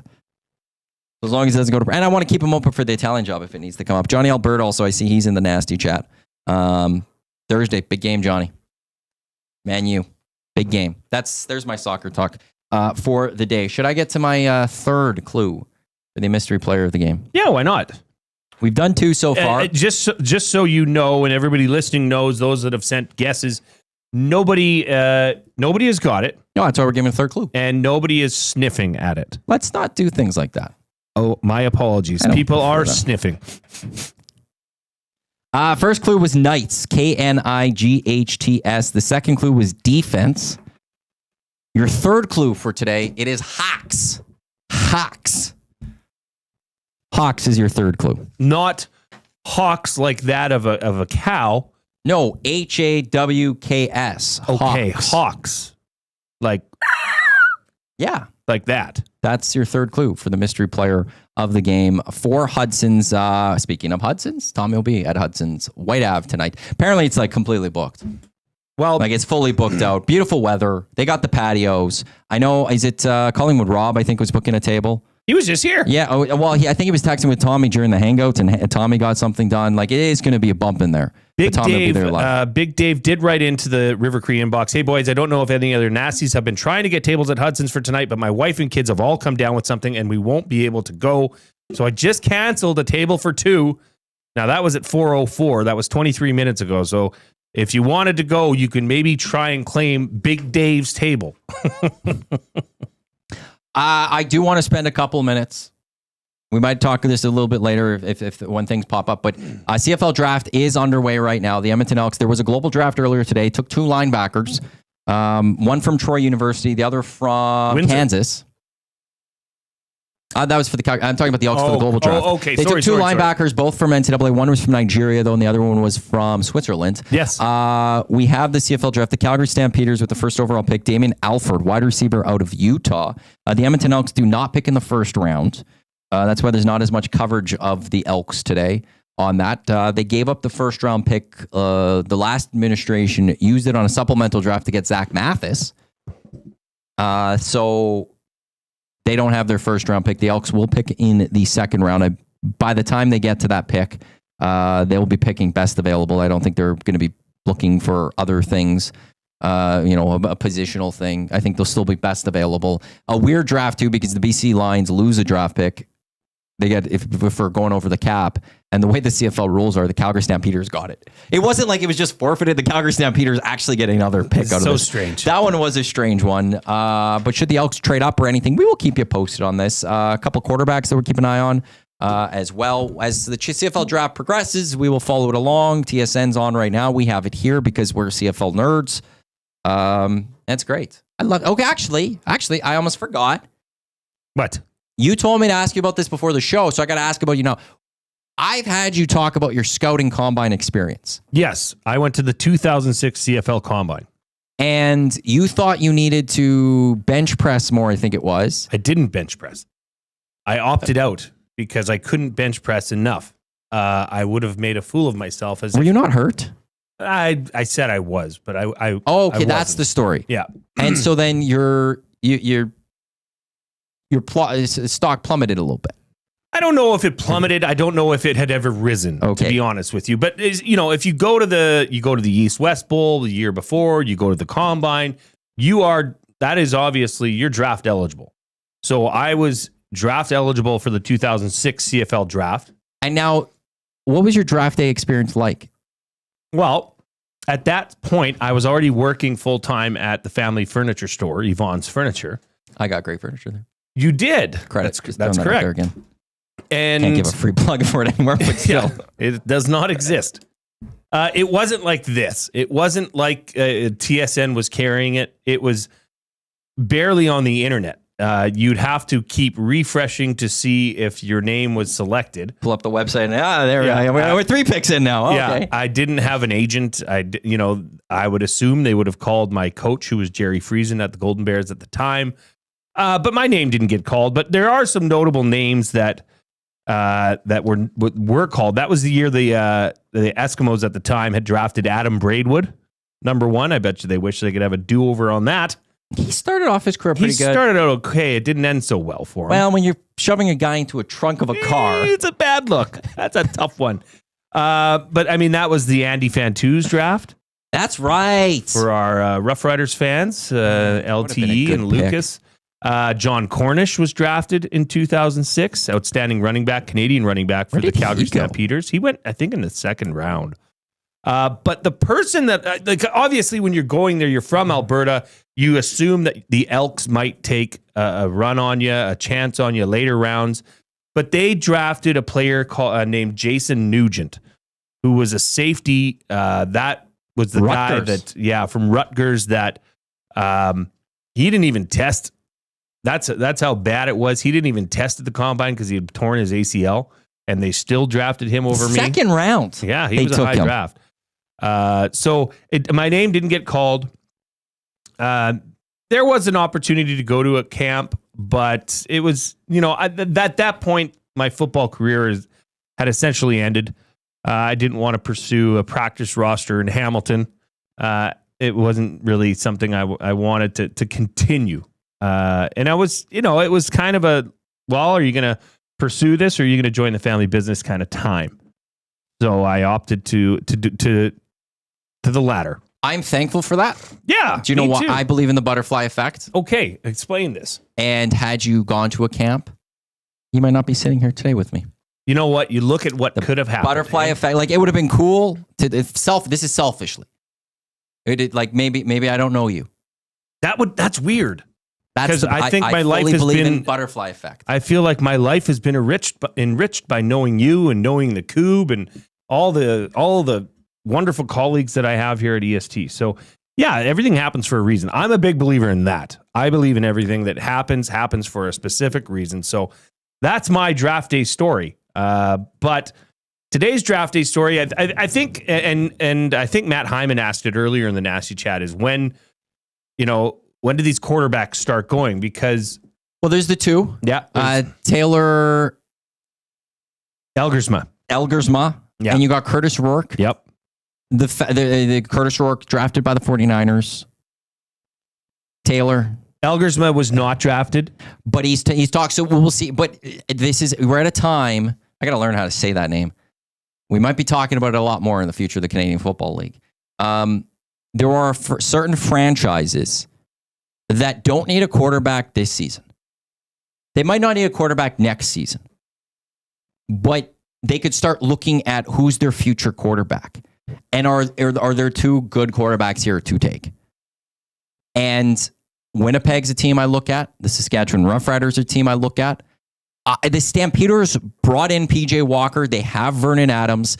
I don't know if that's an organization necessarily that's going to take a shot at one of those quarterbacks. Hamilton needs to move on from Bo in a few years, potentially. Ottawa, I still am throwing out there because I'm not sold on Drew Brown. If he doesn't have a great year, are you looking at this? So there's a couple teams that you could start preparing for the future. And that's the thing I'm going to be fascinated about is who takes that shot. And the difference is when it comes to the CFL draft, because these guys go in the NFL, you're not using a first round pick on those guys because you're worried that maybe, you want to get a guy that could play now. And it's when you get to the second, the third, the fourth round, will those guys get taken? And the other name that I want to throw out there, It was in the top pick, I think, coming into this. But there's the receiver from Stanford that now CFL site sometimes can be hard to find things. CFL Scouting Bureau. Alec Ayermanner. Am I pronouncing that? Yeah, he's from Medicine Hat. Yes, he's listed as number 1 on the Scouting Bureau 2025 Spring Edition. Marshall Ferguson did not have him go in his mock draft, which I would be stunned by. I think that is a guy that the very he's a 7th round pick at the very least. If you're sitting there in the 7th, you're taking this guy. Why would you you may never see him in the CFL, but I think you need to take him at that point. I love watching the CFL draft. And again, if anything happens from the Edmonton Elks, we will pass that along. I have a mystery player guess from Reid Wilkins. He's incorrect. Oh, that guess has been, Reid, just so you know, ever since you gave the third clue, Maddie, that guess that you just showed me from Reid has been coming up a lot in the River Cree inbox. So good guess, but no, you're incorrect. We got Dustin Nielson coming up in the third hour. We will talk about Play Alberta in the third hour as well. Obviously, it is Game 5, Oilers and Kings. A lot to get to on that, including, I'm assuming we're going to talk about that, and buying or selling for Damon Bunting. That is coming up next here on the Reid Wilkins Show. I'm Matt Iwanyk. He is Jay Milne alongside Zachary Kubish. We'll have a sports update, and then we're back here. Hit that thumbs up. Is that what you're trying to say? Hit that thumbs up. We need to get the thumbs up. We already sailed past double word of the day, which I will be presenting to you. Unless you want to go splitsies, you give me one. I'll spell. Yeah, you bring it. You do it. Bring it. Bring it, brah. Really? TBD, brah. 170 likes. We can get to 200. Oh, let's go. Let's go. It's an Oilers game day. 200 before 6 o'clock even. Oh, you guys easily. How much you guys? 200 before 5 o'clock. It's 4:37. I'll allow the remix to be played again if we hit 200 before 5 o'clock. We going full? The full remix. Full remix. The full remix. You hear that? You hear that? The full remix, but only if we get to 200 before 5 o'clock. He's Jay Milne. I'm Matt Iwanyk. This is the Reid Wilkins Show on Edmonton Sports Talk, your clear choice for Edmonton sports. Buying or selling coming up next after an update and a short break.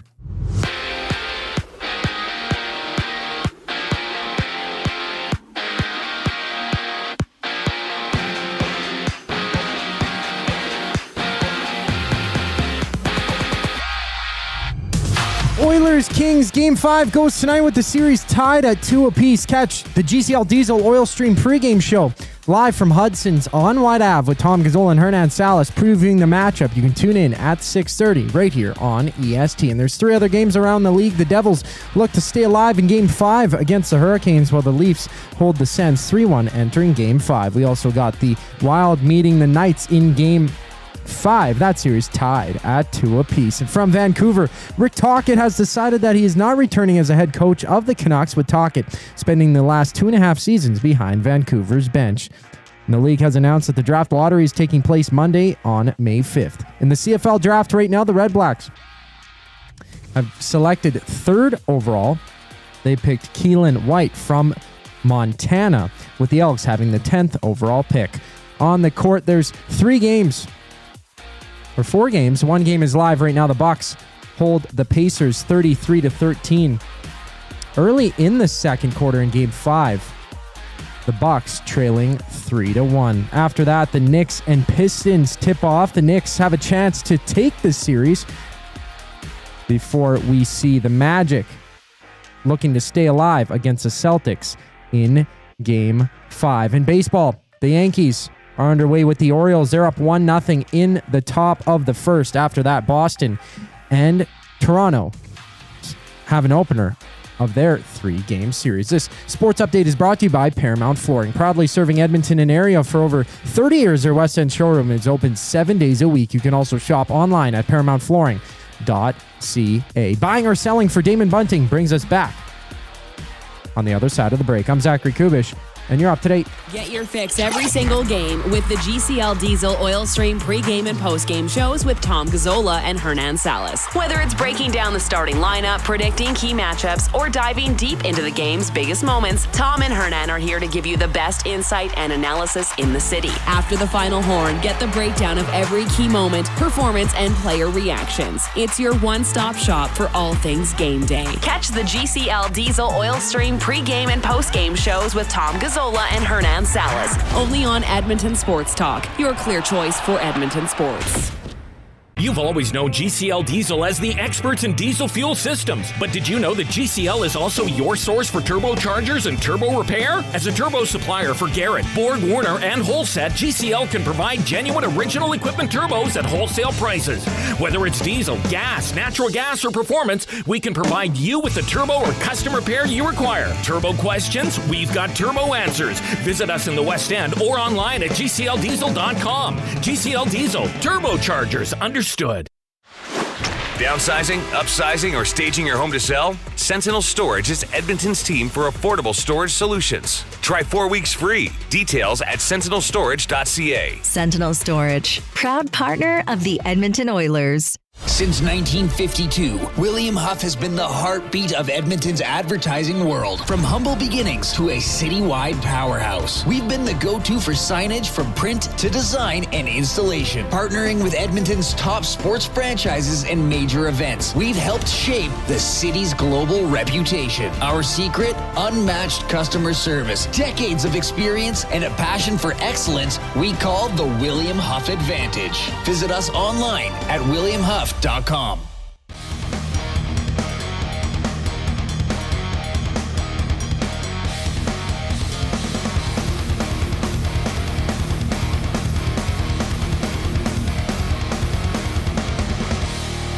Iwanyk, Jay Milne, the Reid Wilkins Show here on Edmonton Sports Talk, your clear choice for Edmonton Sports alongside Zachary Kubish.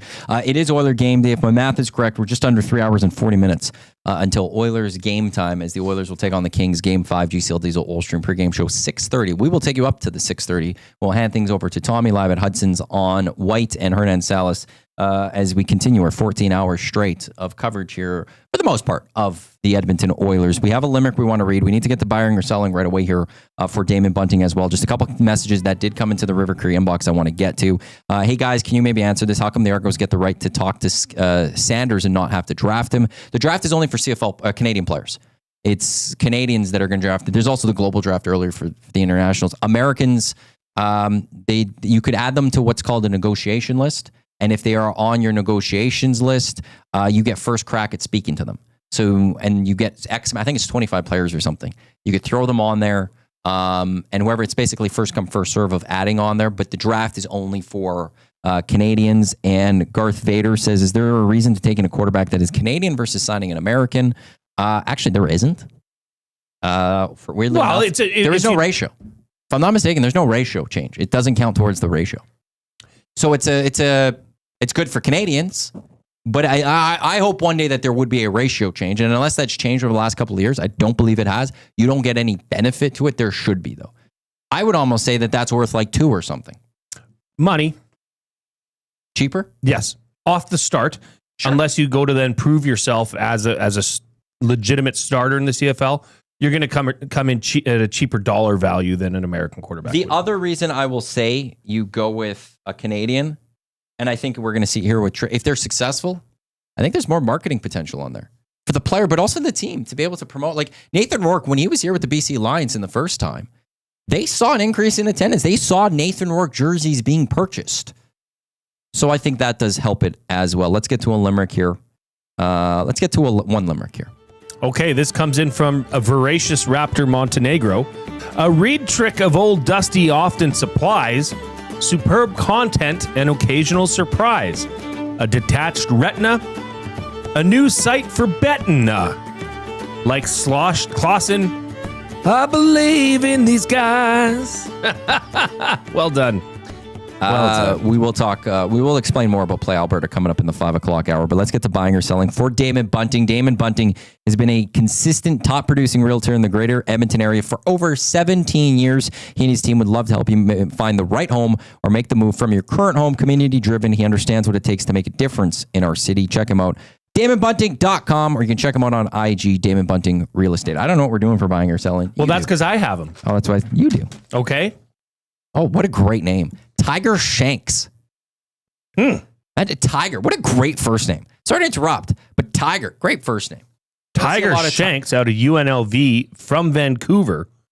Just taken off the board in the CFL draft. There goes my mock draft. Buying or selling? Is it Calvin Pickard's net to lose, Matthew Iwanyk? Yes. I don't know where Tommy's coming from with this. So you're selling. In this series. What do you mean to lose? Is it Calvin Pickard's net? Well, it is for the series. There's a reset to me. Like if the Oilers move on the second round, it's going to be because Calvin Pickard was the goalie. He gets to start the second round. But then how I play the goaltending if I'm Chris Knobloch would be different. But yes, he's to me the starter of this team at this moment. And I think the only way I don't think Stuart Skinner should start another game in this series. If Calvin Pickard loses tonight, he deserves a shot to get game 6. If they lose, season's done. If they win, he gets game 7. If the Oilers win tonight and they win game 6, obviously series over. If Pickard loses game 6, he's got 3 wins. He deserves game 7. There is no reason to start Stuart Skinner in this series again. That means that if they also move on, it's Calvin Pickard's net. We see how it goes from there, but it's his to start. So yes, it is Calvin Pickard's net to lose. So I guess I'm buying. I guess that. I mean, that's the right answer, Maddie. I mean, the only way I could see this changing is if it's a poor start tonight, and there needs to be a change. Now, listen. By all accounts, and what we've all witnessed with our own eyes, some 2, some 1 eye. What you've witnessed now is that the Oilers are playing with a different feel, a different vibe. Well, we had Eric Stevens on, who's an outsider. Yeah. He's not following the Oilers all year. Obviously, he's following hockey. He's following a little bit. And what did he say? From his eyes, he could see that the Oilers played just a little bit better with Calvin Pickard in net. He has his 2 eyes. Mm-hmm. We need to clarify now. I think we're going to have to clarify how many eyes you have when you're making that does comment. Reid not have 3 then? Well, I am a glasses wearer, so how does that work? I don't know. Well, does he have a third eye? Well, does it count if it's like that one lens, even with, I guess, so then be 3 eyes? Sorry, it's the dish drive. I thought you had a third eye before. And honestly, if the Oilers get out of this series, I think it's Calvin Pickard's net going forward. I don't see this being any sort of a discussion. He would, he's now your starting goaltender. Yeah, and where I go with I felt this for Stuart Skinner. I think when you're the starter, you get 2 losses. So Stuart Skinner got 2 in a row, I should say. Stuart Skinner lost 2 games. Calvin Pickard took over. If he lost the first game, obviously they're going back to Stuart Skinner. But I think once he got that win, he deserves, I think there's that 2 losses in a row. If they win this series, Calvin Pickard starts game 1. If they were to lose game 1, he should get game 2 as well. If they lose game 2, I go to Stuart Skinner. Like, I'm in that point where I think the starter gets a crack at fixing the game prior. Sure. And now, to me, Calvin Pickard is the current starter of this team. And so I need to see 2 consecutive losses from him for him to move on. The only way I could agree that Stuart Skinner should play a game 6 is if the Oilers lose tonight, it's like 5-0, and we sit there and we say it was all Calvin Pickard. But if we're going to sit here and have the same argument that we had after games 1 and 2, which is, well, the defense though on Skinner, like how many chances did, like some of those goals weren't his fault. I'm going to give then Calvin Pickard the same benefit of the doubt and go, if it's a 5-2 game tonight, but we're sitting there going, he really had a shot on one of those goals, then he gets another start. He gets the chance to bounce back from a loss. I agree. I think that's very well said. Buying or selling, Mr. Matthew Iwanyk? Corey Perry is the Oiler that has overachieved the most thus far in the series. Man, he's been good, hasn't he? The ageless wonder. I mean, look at what's happened, though. He's elevated himself he's played so well. He's played himself onto the first unit power play. He's replaced Zach Hyman on that first unit power play that's starting to click. Mm-hmm. I mean, he's a net front presence. He's the guy that every other team would love to have on his team. The question was initially with the re-signing of Corey Perry in the offseason was, really? Does he still got it? And evidently he does. I just think as far as overachievers, to me, he's got to be on the top at the top of the list. You? He's on the top, ahead of, but very close behind is John Klingberg. Fair point. If you're talking about overachieving, you have to go with where expectations were. There were no expectations of John Klingberg. There was none. No one thought he'd factor in this series. And if he was going to factor, it'd be in the most negative way possible. And he's actually provide some stability to a degree on that defense. Like you look at the overtime game, he allowed the Oilers to go 5 defense when the Kings only went to 4. I will still go a little bit Corey Perry, but John Klingberg is very close to me on that one. Because again, if it's overachieving, where I think most people would have put, what could John Klingberg do for this Oilers team if he was having to draw in the playoffs? I think it was much lower than what people thought from Corey Perry potentially. He's in the discussion for certain. I mean, but you look at Corey Perry through 4 games, 3 points, plus 5 in this series, and he has been a disruptive nuisance at times for the Kings. Like when the Oilers are rolling, maybe this is the best way to put it. When the Oilers are at their best, Corey Perry's noticed. Correct? Like when they're having these comebacks, he's asserted himself into those situations. He has the ability to change the games. Yeah. You know, we saw with the goal last game. You've mentioned him going on the power play. He's been fantastic. So, I mean, in that case, if you're throwing Klingberg on that list, you'd have to throw Evander Kane on that list. As far as overachievements, I don't think he's done anything bigger than I was expecting. But I think the expectations were quite honestly not that much, given that he hadn't played in 10 months. Yeah, I don't think he's achieved much greater than what you thought. I don't think he's had a good 3 games. I don't want to diminish that, but I don't think they've been great 3 games overall. It's such a big difference from what we're expecting coming in. To me, he's if those are the 3 contenders, he's a clear number 3 for me. If we had text of the day, this might win it. Brent P says Tiger Shanks sounds like the Temu version of Tiger Woods.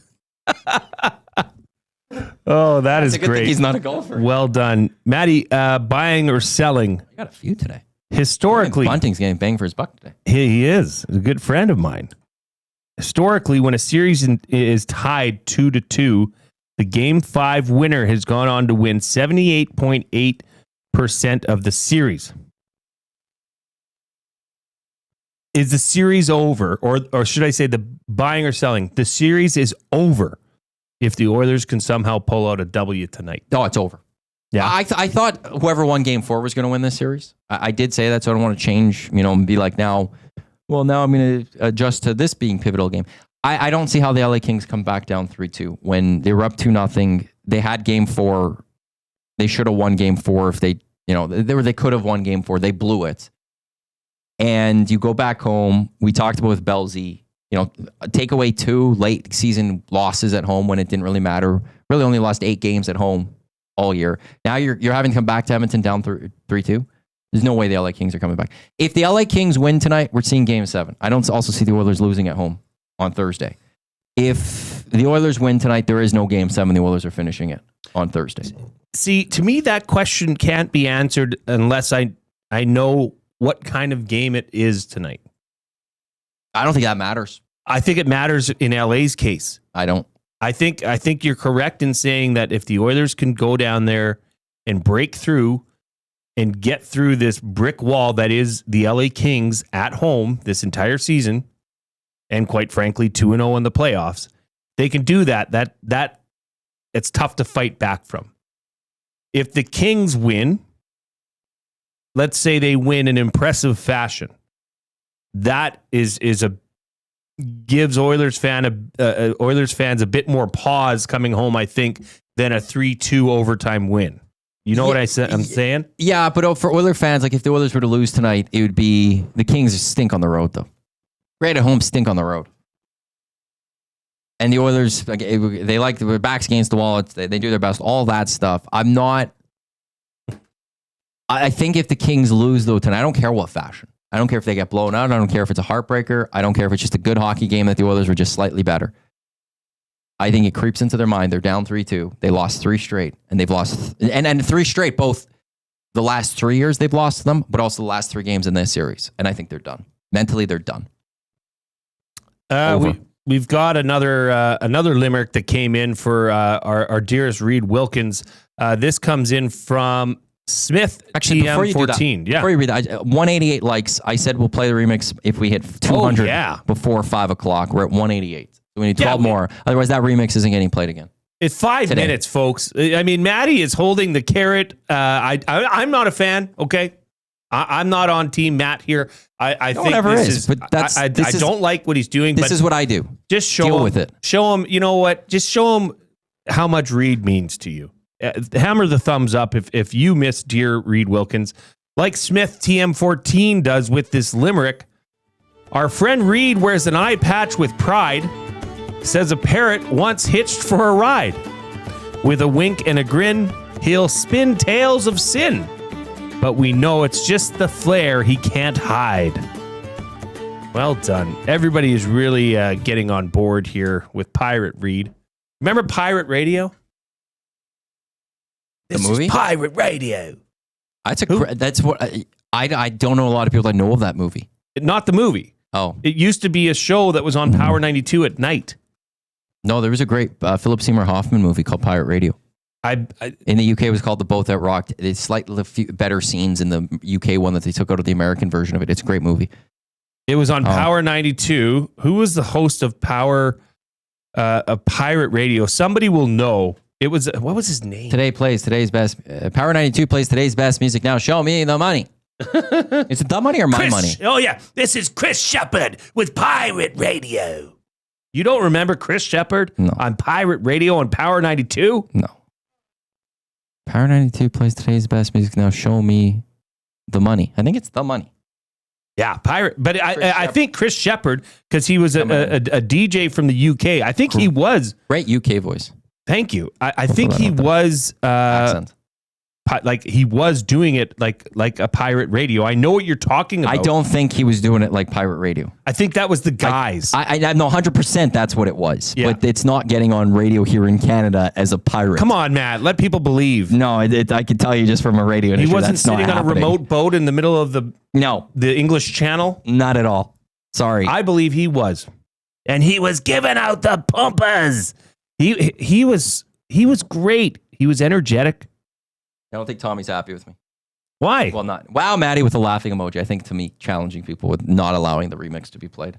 Oh, I know. Well, guess what? It's crazy. We're at 200. Well, yeah, there you go. The people respond. The people have stood up. We're live in the banquet studio. Strike up some fun at the banquet bar, bowling, drinks, and a great time with friends. Get real, play hard at the banquet. I am Matt Iwanyk. He is Jay Milne. We have Zachary Kubish on the other side. A reminder, 6:30, GCL Diesel Oil Stream pregame show. Tommy at Hudson's on White. Him and Hernan and Matt Caston will get you set for that game. We'll continue talking about the Oilers as well here. We got Dustin Nielson coming up in the third hour of the show. We got 2 words of the day to get to. I do want to get to Play Alberta and discuss a little bit about Play Alberta. Once again, more conversation about the Edmonton Oilers. And we have the 4th clue still to come of the mystery player of the game because no one has got it through 3 so far. So we got the 4th clue. We got a short break. And then we'll come back. Zachary Kubish update and your thoughts also in the River Cree inbox 780-218-9999. This is the Reid Wilkins Show on Edmonton Sports Talk. Your clear choice for Edmonton sports. The EST Hangout. Today is the 1-year anniversary of Corey B's EST tattoo. Is it? 1-year anniversary, and I took an unfortunate photo. I forgot. Yeah, I know. You were between the legs, right? No, from that side, I was like, this will be fine. And then I saw it from them, and no, that was terrible. The EST Hangout, presented by Sentinel Storage. Weekday mornings 9 to 11, only on Edmonton Sports Talk. Your clear choice for Edmonton sports. Spin to win Fridays at the banquet. Every Friday, spin the wheel for a chance to win big and save on your bill. It's that easy. Spin, win, and save. Don't miss out. Details at thebanquetbar.com. The Banquet. Get real. Play hard. At Mind360, we invite you to embark on your mental health journey in a safe and comfortable space. Conveniently located in St. Albert, Mind360 has a diverse team of experienced clinicians that offer a broad range of tailored services for children, adults, and families. Furthermore, we are very proud to serve our military, veterans, and first responders. If you're looking for counseling, treatment, or assessment, understand that you are not alone. Contact Mind360 at mind360.ca to book an appointment today.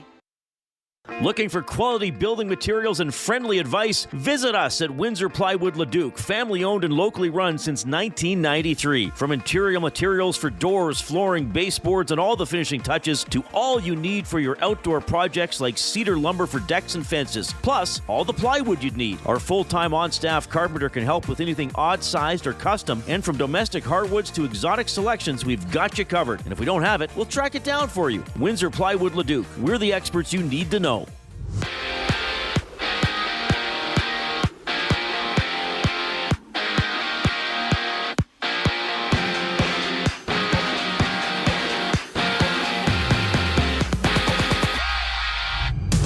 From LA, the Oilers challenge the Kings in Game 5 with Edmonton looking for their first lead in the series. Catch Tom Gazzola live from Hudson's, Canada's Pub on White Ave for the GCL Diesel Oil Stream pregame show alongside Hernan Salas at 6:30, only on EST. And breaking news from Frank Saravalli, Aaron Ekblad has been suspended 2 games for his forearm shiver to Tampa Bay forward Brandon Hagel. He's eligible to return to the lineup for Game 7 if necessary. Meanwhile, Minnesota visits Vegas with the series tied at 2 apiece. We also see New Jersey fighting to stay alive in Game 5 against Carolina, while the Leafs can punch their ticket to the second round, leading 3-1 over the Sens. Out west, Rick Tocchet's time as Vancouver's head coach is over, with Tocchet deciding to walk away from his position with the Canucks. And the CFL draft is live right now. The Bombers picked linebacker Connor Shea from Wyoming, 6th overall, with the Elks picking 10th. Basketball has 4 games right now. The Pacers trail the Bucks 42-32 near halftime, with Indiana leading the series 3-1. And there's tons of action in baseball. The Jays and Red Sox open a 3-game series, 2 games live right now. The Yankees hold the Orioles 5-0 in the first. I'm Zachary Kubish for your sports update. The Reid Wilkins Show continues.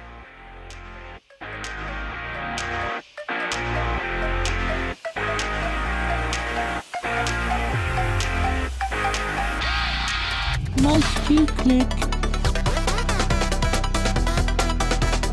Click.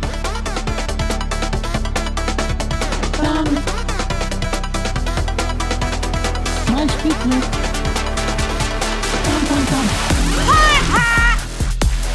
Click, click. Yeah, yeah.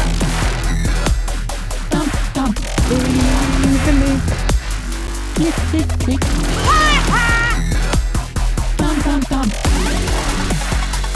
Can't take it anymore. Please click.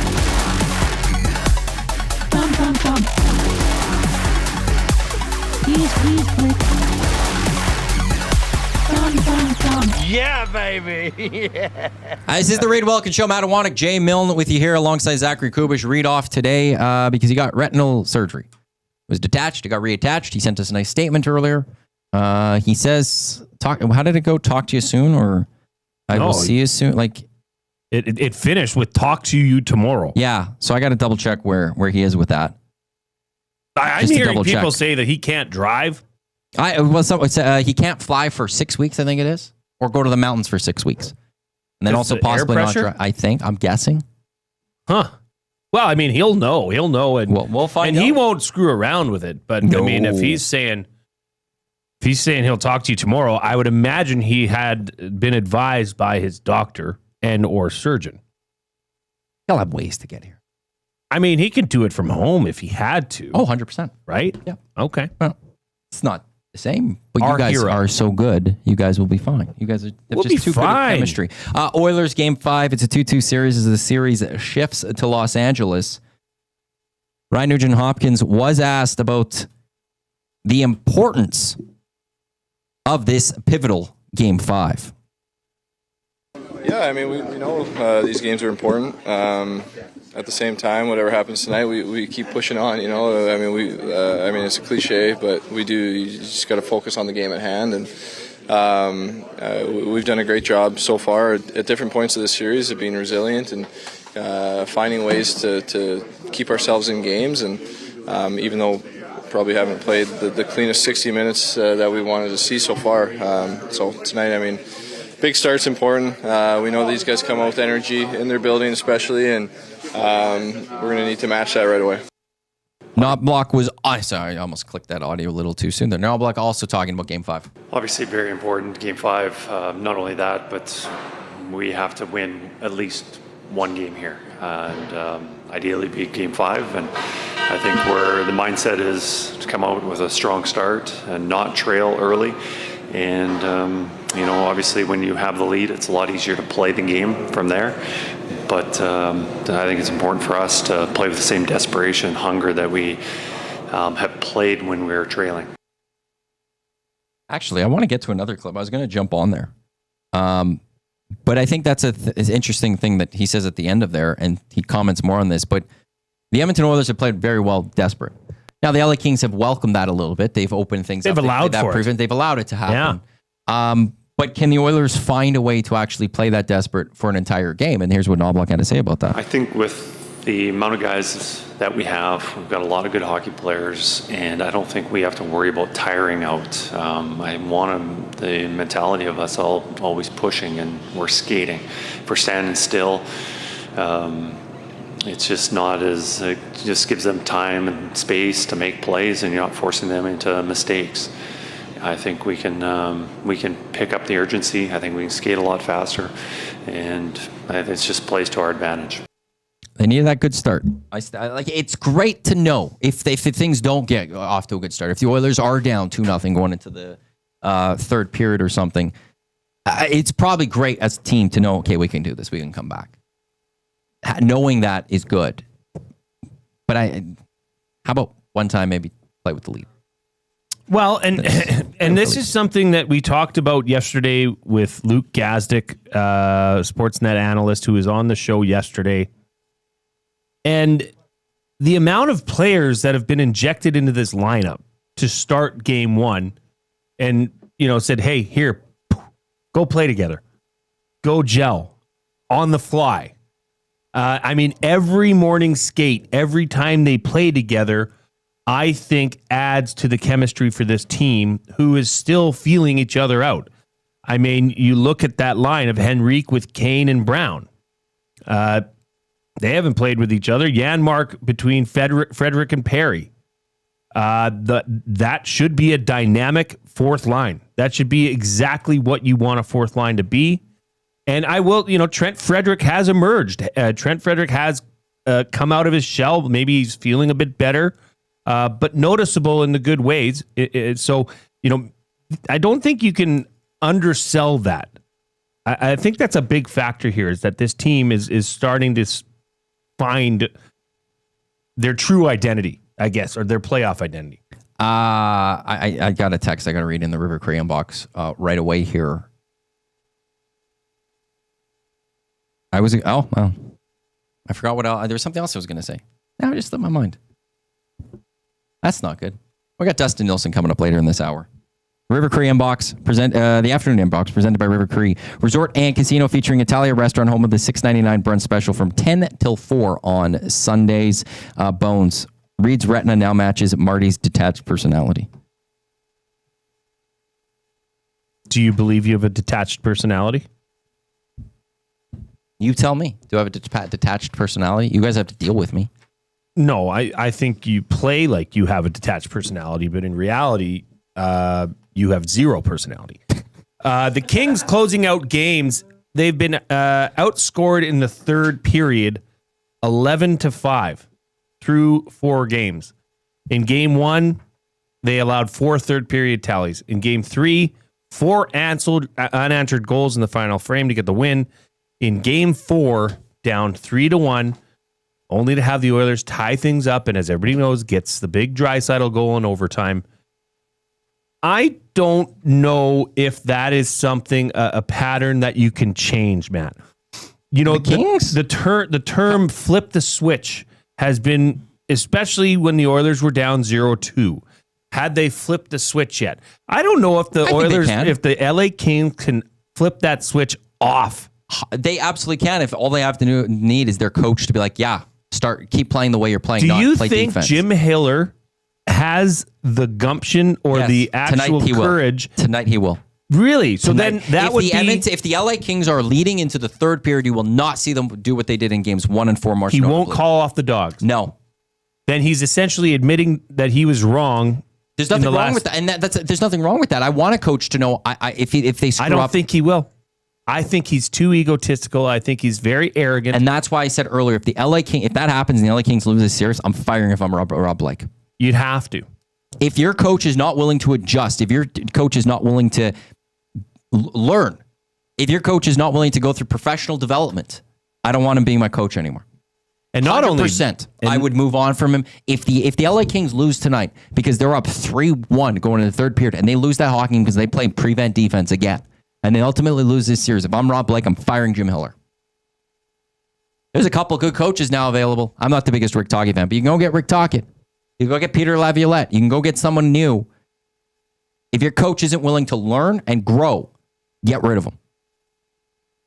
And not only that, but just the balls to just go over the top on somebody that's reporting on your team. That's where I think he knew he was wrong. And lose composure in that moment. And look, I really I think Reid was saying that Pete DeBoer did something like that with Dallas, where he said, look, I mishandled that. I wish I could have a mulligan kind of thing.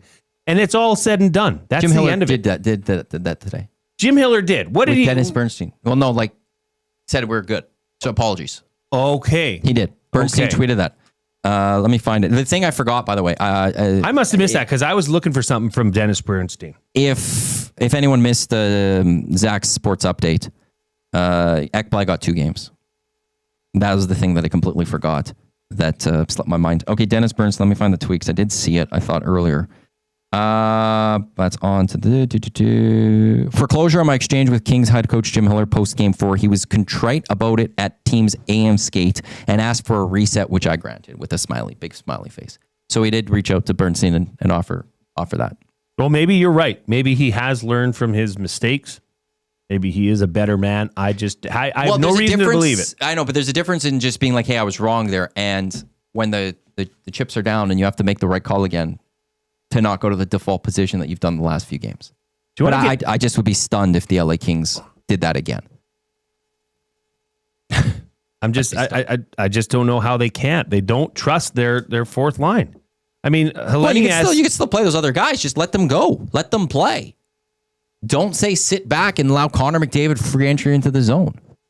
Hellenius and Malott played 0 after the Fiala goal to put it up 3-1. They had 0 ice time. So that means they played almost 2.5 periods, over 2.5 periods without those 2 players. And there was, I forget, I don't have the list right in front of me, but there's another player who only logged 36 seconds in that. You cannot win. Not against a high-moving, a high-paced team like the Oilers. And you saw what happens. You saw what happens if they want to do that again. Oilers fans should welcome it with open arms, because you're asking your top 4, Mikey Anderson, Drew Doughty, Gavrikov, and Spence to do a lot of the work, and they're going to get gassed. I still don't know how you go by Mikey Anderson when you're like an adult. That's just me. Maybe his mom really likes it, and he just wants to keep his mom happy. I don't know. Michael. I get called Maddie. Matthew. Where's the difference? I call you Matthew. A lot of people call me Maddie. That's okay. I'm not asking for it. It's like I don't write it down in like my emails or anything, but I am called Maddie. What's the difference between Mikey and Maddie? But you wouldn't go to the Elks alumni dinner and say, "Hey, I'm Matty Iwanyk from Edmonton Sports Talk." You'd say, "No, I'm Matthew Iwanyk from Edmonton Sports Talk." I've never heard Mikey Anderson introduce himself. It's on the. I know, but maybe that's just. But maybe he actually goes by Mike still. I don't know. Maybe I'll have to go to LA Kings locker room and actually show my face in the locker room for once and go, "Hey, can you just introduce yourself to me?" That'll be the only question I ask. Tommy says Bernstein's going to join them 7:10 tonight on the pregame show. Okay, well that'll be must listen to, because Tom's going to ask that question. It's gonna, yeah, and Bernstein can talk. If Tom doesn't, old Hernan there, the Los Lobos himself is gonna ask the tough questions. We are 2 picks away from the Edmonton. Well, the Elks are 2 picks away. There's Hamilton to start the second round, then the Edmonton Elks. That'll be their first pick of the 2025 CFL draft. So we'll keep you updated when the Elks make the pick. We'll just let you know who it is and what position that he plays. One thing I do want to get to is we will continue this Oilers discussion. We're on until 6:30 today, don't you know? Don't you know? We are on until 6:30, so we will have a lot of Oiler talk. Dustin Nielson coming up later in this hour, but I do want to talk about what we're wearing today. You and I have the Play Alberta hoodies on. Zach has the Play Alberta hat going on. I don't know if Zach, if you have a chance to put yourself even on screen, because it's all black. It was hard to see on the Hangout. I put it in the room, but if people might be able to see it a little bit better there. The news that Dusty, we used it on the Hangout today, the forum of the Hangout to break the news. That we've signed a deal with Play Alberta. Play Alberta and EST coming together on a multi-year deal. We are connected with Play Alberta. That basically, as Dusty was saying in the Hangout, it's our own sports book. He's connected through teams with the odds makers. We could throw up our odds. You'll see when you go to Play Alberta. This all officially starts on Thursday. But you'll see that there'll be like Edmonton Sports or EST or something, and that's where our bets are going to go in. And Dusty's going to still have his plays of the day. They're going to go into there. You're going to have a play of the day in the afternoons. Yeah, pressure's on. You're going to be there. So I've been practicing. Perfect. Yeah. People will be able to go Play Alberta and get on in there. This is fun, and then they're for us, this is a big deal because Play Alberta, they don't mess around.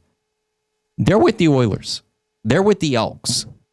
They're with it's Alberta. They're with the Stamps. They're with the Flames. And now they're with Edmonton Sports Talk. The premier sports entity, privately owned in Alberta. Would you not say? Yeah. EST?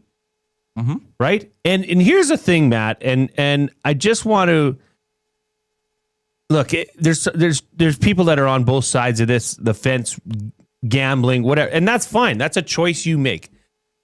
A lot of people are doing this. A lot of people are wagering on games. We do, as a staff. We are involved in this. This isn't like, oh, hey, I'm going to tell you to go put something on this and to say, hey, good luck. No. When I put up Jay's play of the day in, I'm doing that. You are choosing to ride with me. You might want to fade me. It depends on where I'm at at that time.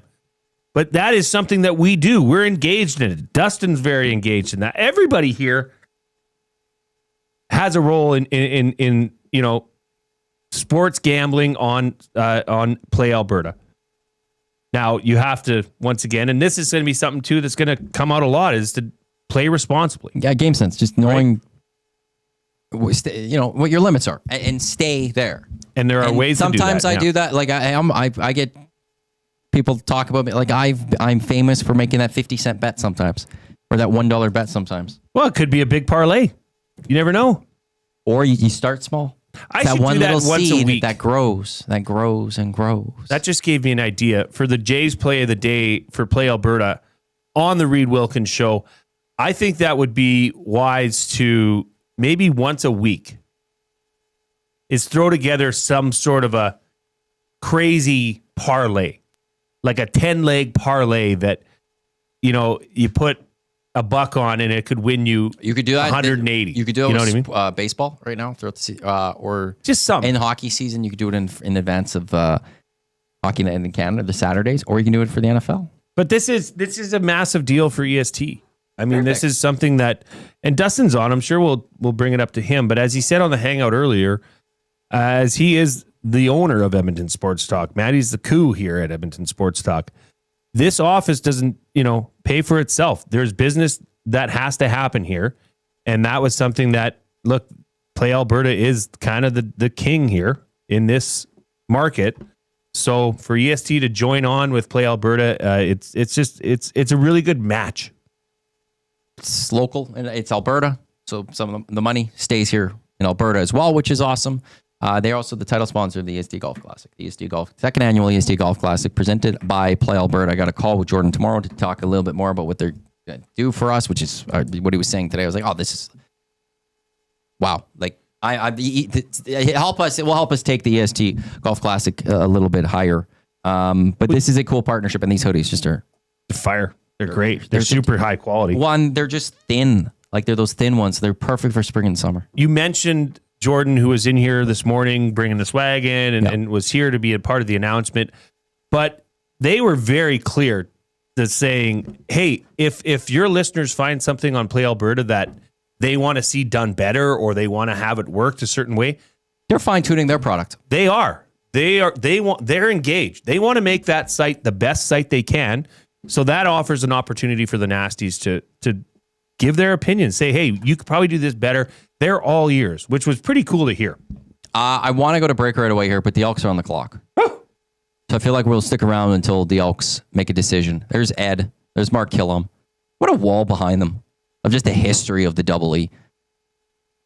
Ed loves that Bluetooth earpiece. I would too. Always has that. I mean, hey. You a Bluetooth guy? He looks badass. No. I couldn't pull it off. But I used he to looks have good one with it. back when I had a Kia Rio before you really had those things. I had one for my car. That I'd really? slot in, Like the headset? Like just a small little one that just goes in the one ear. I'd have to have a call each day with Gregor because I'd book his guests. And so I did that on my drive to work through that little Bluetooth. I think I still have it somewhere. I've got to have it somewhere. Savage, the plumber in the Nasty Chat, he likes to do the many leg parlays. So maybe him and I can team up a bit. He had a huge one, didn't he? Yeah. My Ravens almost screwed it up for him, if I'm not mistaken, because they were the second of the two games on that Monday nighter. And that was the Bucks game, I believe it was, where they were down 14, or almost were down 14-0 and to be 10-0. Come on, Elks. Come on, Ed. I'll be fascinated where they go with this. I always I'll say this when it comes to the CFL draft. I always like seeing O-line or D-line. It's not sexy. Same with the NFL draft. I want my Ravens to always draft O-line or D-line early. I hope the Edmonton Elks take an O-line or a D-line. So here's what we'll do. We can go long. Yeah, no. We'll take a break. Zach's got a sports update. When we come back, we'll know who the pick is. And then we could also continue on with the Edmonton Oilers discussion. Plus, I also still have to do the fourth mystery player athlete clue. Yes. I got to do that. I'm a little behind on that. We got Dustin Nielson coming up at 5:40 as well. He's Jay Milne. I'm Iwanyk in for Reid Wilkins today here on the Reid Wilkins Show. Here's the Zach sports update here at Edmonton Sports Talk, your clear choice for Edmonton sports.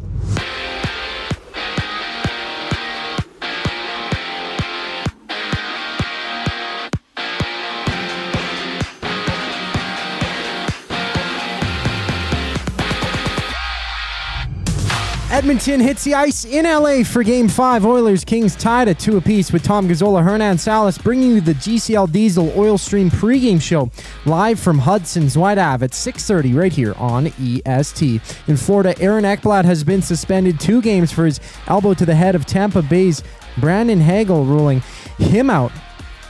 Hagel out for Game 5. Ekblad will be available for Game 7 if needed. And there's 3 other Game 5s on tap right now. It's the Sens fighting for their playoff lives against the Leafs before... That one's tied at 0s. About 5 minutes into the first. Out west, the Canucks have announced that head coach Rick Tocchet is not returning for next season. And the Elks in the CFL draft are on the clock with the 10th overall pick. The Stamps drafted 1st overall, picking Utah's Damian Elford. And on the court, there's 4 games with the Bucks leading the Pacers 47-41 at halftime with Indiana up 3-1 in the series. Baseball has tons of action, including Toronto hosting Boston. Boston up 2-0 midway through the first inning. This sports update is brought to you by Clover Bar Feeds. Clover Bar Feeds has all the animal feed you'll need. Get top-notch service and selection from their family-owned business. Visit Clover Bar Feeds at 200 Portage Close in Sherwood Park or call them at 780-467-5014. Up next, the boys discuss the Elks' draft pick. I'm Zachary Kubish, and you're up to date. The Nielsen Show with Lieutenant Eric. Craig Button today, brought to you by Pro-Am Sports. Remember the movie Airplane, when the guy was in the thing and he was sweating and everything? That's Jim Hiller. Buckets of water pouring down his face. I think the key thing for a coach, be authentic. When the game is going on right now, do the Oilers think they can't win? I would say unequivocally no. Do the Kings think they can win? I would say they're not so certain. The Nielsen Show with Lieutenant Eric, presented by Southport Chevrolet. Weekday mornings 6 to 9, only on Edmonton Sports Talk, your clear choice for Edmonton sports. Strike up some fun at the Banquet Bar. Bowling, drinks, and a great time with friends where the good times roll. Whether you're here to bowl or just hang out, the Banquet Bar is your go-to spot. Get real, play hard at the Banquet. Hey Edmonton, ready to take advantage of lower rates and better pricing? South Fort Chevrolet in Fort Saskatchewan has you covered. From rugged trucks to sleek SUVs. And with over 40 years in business, you can trust that you're getting the best deal on your new ride. As the proud title sponsor of the Nielsen Show, EST listeners can drive a little to save a lot with South Fort Chevrolet's transparent pricing and down-to-earth sales team. Visit us today in Fort Saskatchewan or online at southfortchev.com.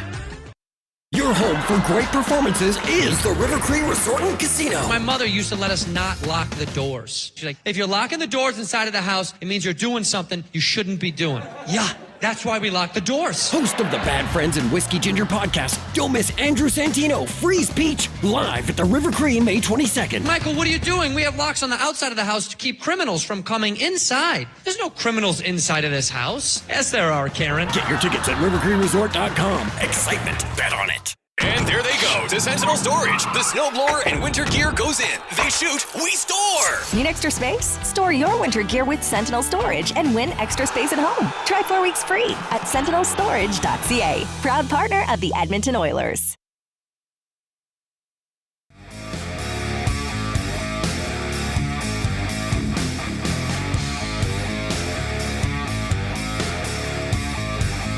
It's the Reid Wilkins Show. Matt Iwanyk in for Reid today, alongside Jay Milne. Zachary with us as well. Now under 3 hours until game time. Darian Newell, defensive lineman from Queens, drafted by the Edmonton Elks, 10th overall, second pick of the second round. I said before, I like D-line or O-line. I'm happy. Hey, look, they've got a few Canadians on the defensive line. You always want that depth there. So I'm happy about that. On the CFL Scouting Bureau 2025 spring rankings, he moved up. Previous ranking, he was 13th. He bumped up to 8. There's a couple guys not taken in the top 8, including Curtis Rourke, because they will be taken a little bit later. You're not going to use early picks, first round picks for them. So they get a guy. If you're talking about 8 and there's 9 teams in the CFL, and I know there was forfeited picks, but still there's 9 teams. That's a first round pick that you get early second round. It's good value based on what I'm guessing. This screams to me, when I look at this player, Darian Newell out of Queens, this screams Almondo Sewell to me. Almondo Sewell was a beast in the middle. He was 6'3", 288 pounds. Well, Darian Newell is 6'3", 309 pounds. This is a beefcake that's going to be setting up camp in the middle and disrupting a lot of run games. I like you calling him a beefcake. Well, that's what he is. This is a massive human being that is wide, deep, and tall. So I love that pick. I mean, anytime you can have a Canadian bolster your defensive line, that is a good thing. And this is a big body. We're in the Banquet Studio live right here in the west end of Edmonton. Spin to win Fridays at the Banquet. Spin the wheel for a chance to win big and save on your bill details at thebanquetbar.com. Matt Iwanyk and Jay Milne with you here, as I mentioned. The off-topic topic from today was, what are you doing to distract yourself? Again, there's still 3 hours, just under 3 hours. It's a long time to go until the game. How are you distracting yourself to get there? Maybe for some, it's just listening to EST.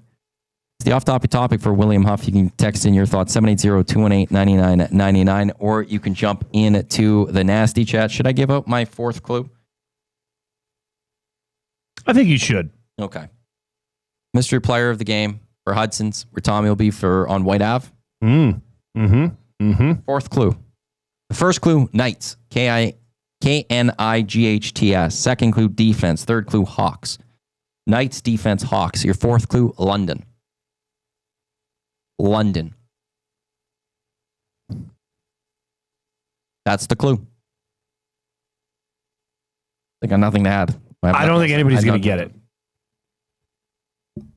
Maybe. We'll see. You didn't like when I did this the first time. You said someone's going to get it, and Ken. I was right. Caster 1990 had to go beat me. We'll see. I don't want to say anything. I don't want to say anything. Maddie, a couple things that came in on the River Cree Resort and Casino inbox, 780-218-9999. Dave says, Jay, you should tell the listeners your overall win-loss record on sports betting. Well, I haven't kept a tab, but I will. I'll keep a file, and we'll play along on this ride together. And Haas, I know you guys answered it earlier on the Hangout, and you did say this, but he says, what about the lock shop? What's going on with that? It's going to continue. Okay. And the odds you hear are Play Alberta odds. That's going to be out there. So the lock shop's still going to continue from 11 till 12, Dusty and Huss. Unfortunately, and look, thanks to Coolbet, thanks to everything they've done. Pat and Jake were amazing. We're gonna miss them on air. If us has to go away for something like, we'll try to mix in some new voices. We're gonna try to find some new voices. It's gonna suck having no Pat and Jake around, as Dusty said on the Hangout. Though, if he said to them if they ever get fired or let go or something, hey, give him a call. Yeah. But the lock shop with Dusty and us does and will continue. CJ in Chicago, distraction tactic, EST, and a mountain of never-ending laundry. Worst part about laundry for me, it just sits in my dryer. I have no problem washing, but that last load that I've done and I throw in the dryer, I just don't want to get to it. Can I make a confession? What's your confession? Okay. We had, we've got 3 daughters. So the laundry in the Milne house is abundant. It's almost ever present. I wanted to help. I before I came in this morning, there was about a half-hour window that I had that I felt like I could do some help. I could help my wife take something off her plate that ultimately, if I left, she was going to have to do. So I did. She texted me this. This is direct from my phone. No offense, but you're not allowed to fold the girls' clothing. Ha ha. You need to practice your sock matching skills as well as who wears what. I will be happy to give you a different task in the house, and I appreciate your efforts. That's very kind of her, being very polite about That's it. That's a very polite way of her telling me that I stink at doing laundry. Now, you got to understand, they're 12, 10, and 8. Yeah, how do you know the difference between the difference clothing? between a 12-year-old sock and a 10-year-old sock is not big. So the look of it, they're identical. Are you sure? They all wear the same thing. They wear whatever the big sis wears. I want to look like big sis. So here I tried. I did not conquer. I'm happy to take on another task. I do appreciate her softness in delivering that message. That's very soft. But I think that's also beneficial for her, because you could sit there and be like, you suck at laundry. You're not doing that anymore. But she needed to make sure you take something else. Well, I think so she has to soften the blow, but also be like, yeah, you're going to get something else now. You switch it up. Yeah. Or get better. Or, well, She said she'll show you. I was doing you could be as better best as I possibly could, or at least as what I thought. Better. Now, CJ in LA, was she not in Chicago? She used to be in LA. Now she's in Chicago. Right. But now is she back in Chicago, or is she, Well, so she flew up just for the game. Really? Yeah. That's dedication. But she lives in Chicago now. But she said she still got us for 2028 Olympics. I'm bringing the Hangout to the Olympics in 2028. It's my goal. Did you hear who her favorite EST personality is? Zach. What a honor. If he was in studio, I'd praise him more, but he's over there. He's talking to Hernan. Yeah. What did it feel like to you to be labeled as CJ in Chicago's favorite EST personality, Coob? Quite shocking, honestly. Maybe she didn't hear the question fully, but I don't know. Maybe she was answering it to something else, because I'm never first place in anything. I think that's why her favorite is just your blatant honesty, Coob, which you do well. Almost too well sometimes. No, just enough. Good to know. You're fine, Maddie. I got you. Thumbs up. 2028 Hangout in LA. Dusty doesn't know this yet. I talked to Play Alberta. This is part of the money it's going to. We have a kiddie fund. Maddie, which okay, look, it's game night. I get it. We get it. You get it. Maybe this is a practice that, for our off-topic topic of ways to distract yourselves from the game, which is coming up in less than 3 hours. What, in terms of the other series that are going on, which one has been the one, I guess, that has delivered the most aside from the Kings Oilers? I had the Oilers Kings as third series going into this that I was most interested in. Battle of Ontario 1, Stars Avs 2, and Oilers Kings has sucked me in more. And maybe it's I'm having to cover, but I don't know. I think if I was an impartial person outside, this would be the series. But now I know you said the question is this one aside, and I'll get to that. But Oilers Kings has just been a fascinating series, and it sucked me in. If I have to go one aside, like I actually haven't gone into like Minnesota, Vegas. I don't think I've watched a second of. Devils, Hurricanes, absolutely haven't watched any of it. I've watched a little bit of Battle of Ontario. I haven't been able to jump on and throw it on enough. There's something about Blues and Jets though. Like the Jets, this is a big year for them. They're we talked about the Leafs not being able to go far in past. The Jets are having their problems, and playoff Hellebuck's back, and that's not a good thing. That's not a good thing. But he was fine in game 2. I'm very fascinated about the Jets, and I want to see what the Jets can do. And the Blues down 2-0, they go home, they take 2, and they run Hellebuck. And what happens to the Jets here? That one has just taken me in a little back to back. Third periods where Connor Hellebuck's pulled from the game. You gotta wonder what the feel or the vibe is. I think it's much different, fair to say, in Edmonton today than it is in Winnipeg. Talk about nervous energy. It's fascinating how it could be 2-2. How the turns have tabled. Yes. And they're coming home, but I'm assuming like Matt Hyman, I don't know if he's still in the nasty. He's probably having a nap. Well, but like, where do you come out right now with your team if you're the Winnipeg Jets? Like, are you confident just because you're coming back home? Or are you worried about Hellebuck? You've got to be worried about Hellebuck. I think that is the first. He has not looked great all series. I think his, as far as... Game 1 got off to a rough start. What's his career playoffs here? Not great. He's played a lot of playoff games. In his career, he's a .905 save percentage. He's 20-29. But if you go like the last 3 playoff series,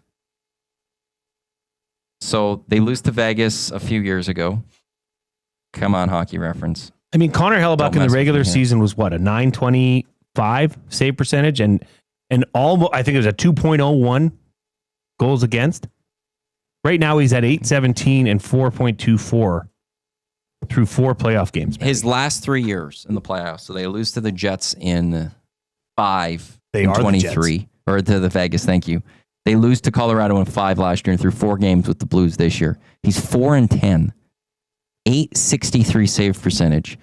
He's given up 57 goals. That's an average of 4.1 per game in the last 3 playoffs. Well, right now he's worse. He's 4.24 per game, and his save percentage is .817. So that, and I would imagine. Because Reid and Jamie Thomas are very good chums, so I would imagine either way, however it goes tonight, you'll probably hear from Jamie Thomas this week to get his read, because coming into this series, his belief was that this is a different Jets team, and I think it could be a different Jets team, but somebody stayed the same. Somebody hasn't changed and flipped the switch, and that's Connor Hellebuck. And that is the person that obviously the Jets have leaned on, right? Matt Hyman, worried about the entire team at the moment. I'm still cautiously optimistic, extremely cautious though. LOL. You know what? But here's the thing. It's 2-2. So put yourself in our shoes, Matt Hyman, and we'll put yourself in yours. We're just swapping positions. Nobody's secure. It's just a brand new series. It's a 3-game series in which you have 2 home games. So... But I think for a Winnipeg Jets fan looking long term, like if the Oilers get through the Kings, I don't think there's anything like you still have, I think, hope for the Oilers go all the way. You have Connor, you have Leon still, and those guys produce. If you're the Jets, if you want to go all the way, if you want to go win the Stanley Cup this year, Connor Hellebuck has to be producing. That can you still envision going all the way and winning a Stanley Cup if Hellebuck's not producing? That's the difference. It's even the difference over the years with Oilers and Leafs. Leafs big players hadn't shown up in past. Oilers players always have. The Jets, they need Connor Hellebuck. They need to see the glimpses of Connor Hellebuck being able to be the Four Nations Hellebuck, if you will. Otherwise, like they're not the hopes of bigger things, not just getting through the Blues. It'll be gone. Yeah. A huge game. Okay, here's a quick question I have for you. Because we got Dusty coming up. We got word of the day. Yeah. I don't think we have a mystery player winner yet. We don't. Is that allowed to go into 6 o'clock? Can we start 6 o'clock with mystery player? Maddie, I would love nothing more if you made the decision to take it into 6 o'clock. We're taking it into 6 o'clock unless people can get it before 6 o'clock. Knights, defense, Hawks, London. There are your 4 clues. The 5th clue. Defense, Hawks, London. I feel like I've won. I've gotten to the 5th one, and I'm giving people a little extra time if they can get this. I don't know if you won yet. but you've certainly made a better showing than you did last time. I still stand by that last one. Well, just to highlight, no spoilers, but I'm going to spoil. If you are PVRing the Ottawa-Toronto game, please understand that it's 0-0 still. But Toronto is on the power play. 5 minutes. Somebody scored. 5 minutes left in the first period. We got a Zachary Kubish sports update, and then Dustin Nielson will join us on the other side of a break. He's Jay Milne. I'm Iwanyk in for Reid Wilkins here at Edmonton Sports Talk, your quick choice for Edmonton sports.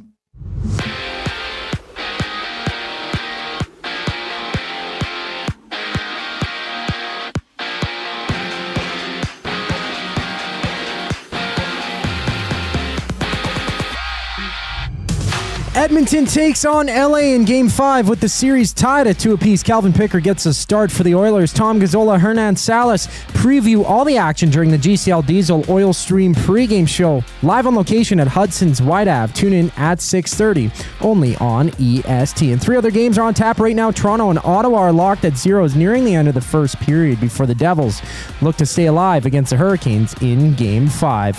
From Florida, Aaron Ekblad has been suspended 2 games for elbowing Tampa's Brandon Hagel, which rules Hagel out of Game 5 tomorrow. And football sees defensive lineman Darian Newell from Queen's University being picked 10th overall by the Elks. On the court, there's 4 games. Midway through the second, Milwaukee has a 1-point lead over Indiana with the Pacers, holding the Bucks 3-1 in the series.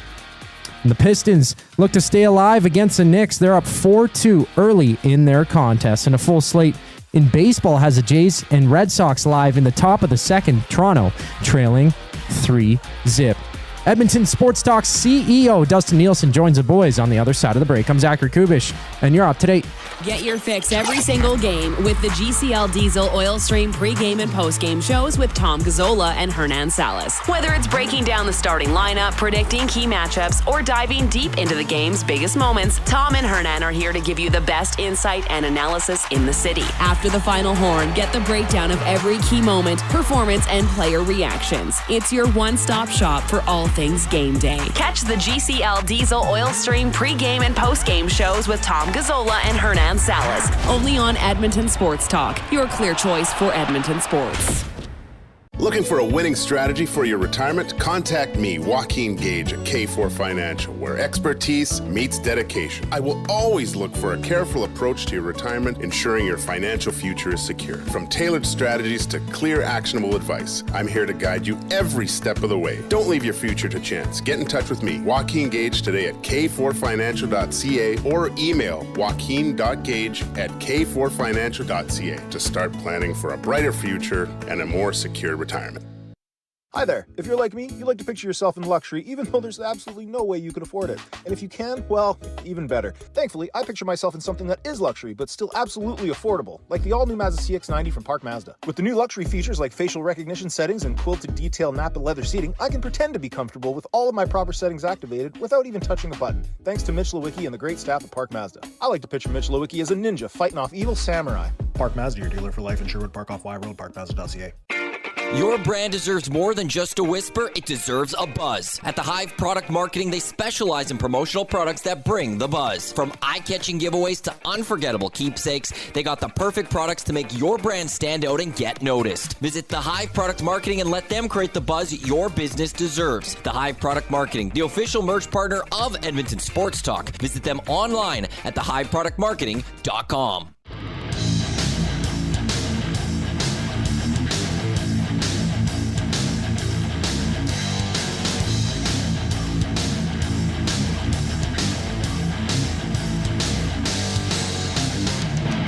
Return here on the Reid Wilkins Show with Jay Milne, Matt Iwanyk in for Reid, who maybe he's back tomorrow.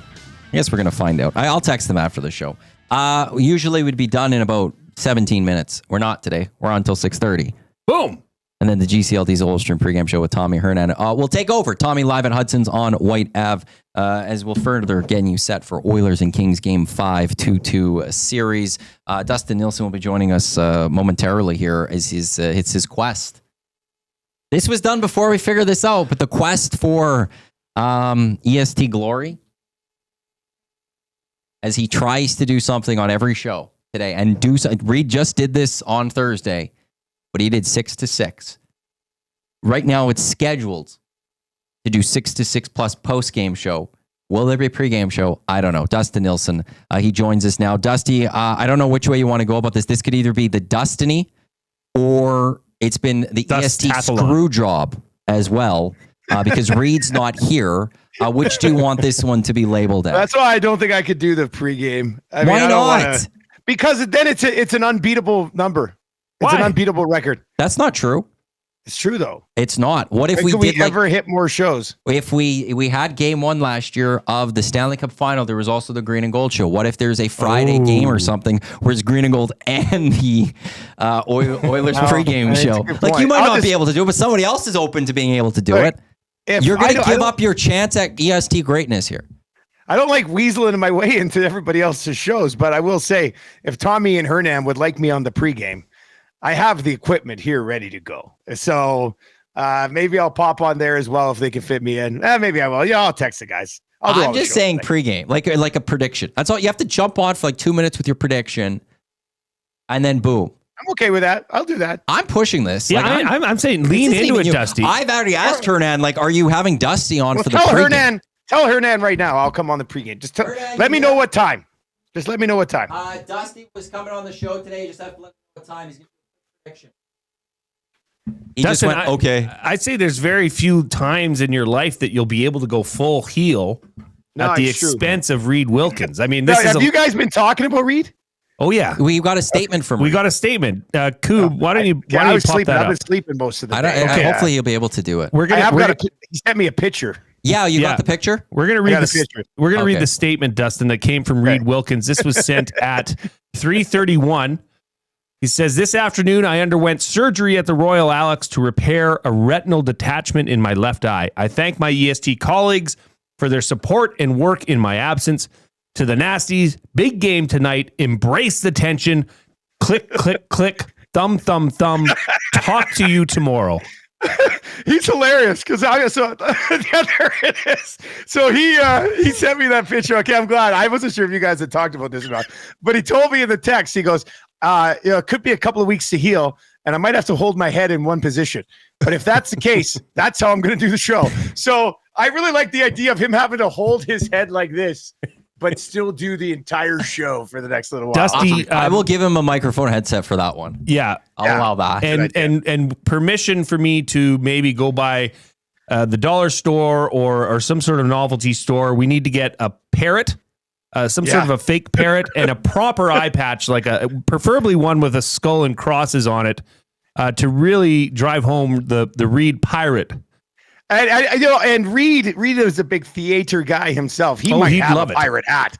I mean, if he has a pirate hat, he should probably bring that in. He needs to buy into this. I mean, this is another piece of content for what could be an epic playoff run. Like, remember the 25 playoff run when Reid Wilkins was a pirate for 2 weeks? That would be a great story. I look forward to the post games now of him in the scrums, and he's got the eye patch.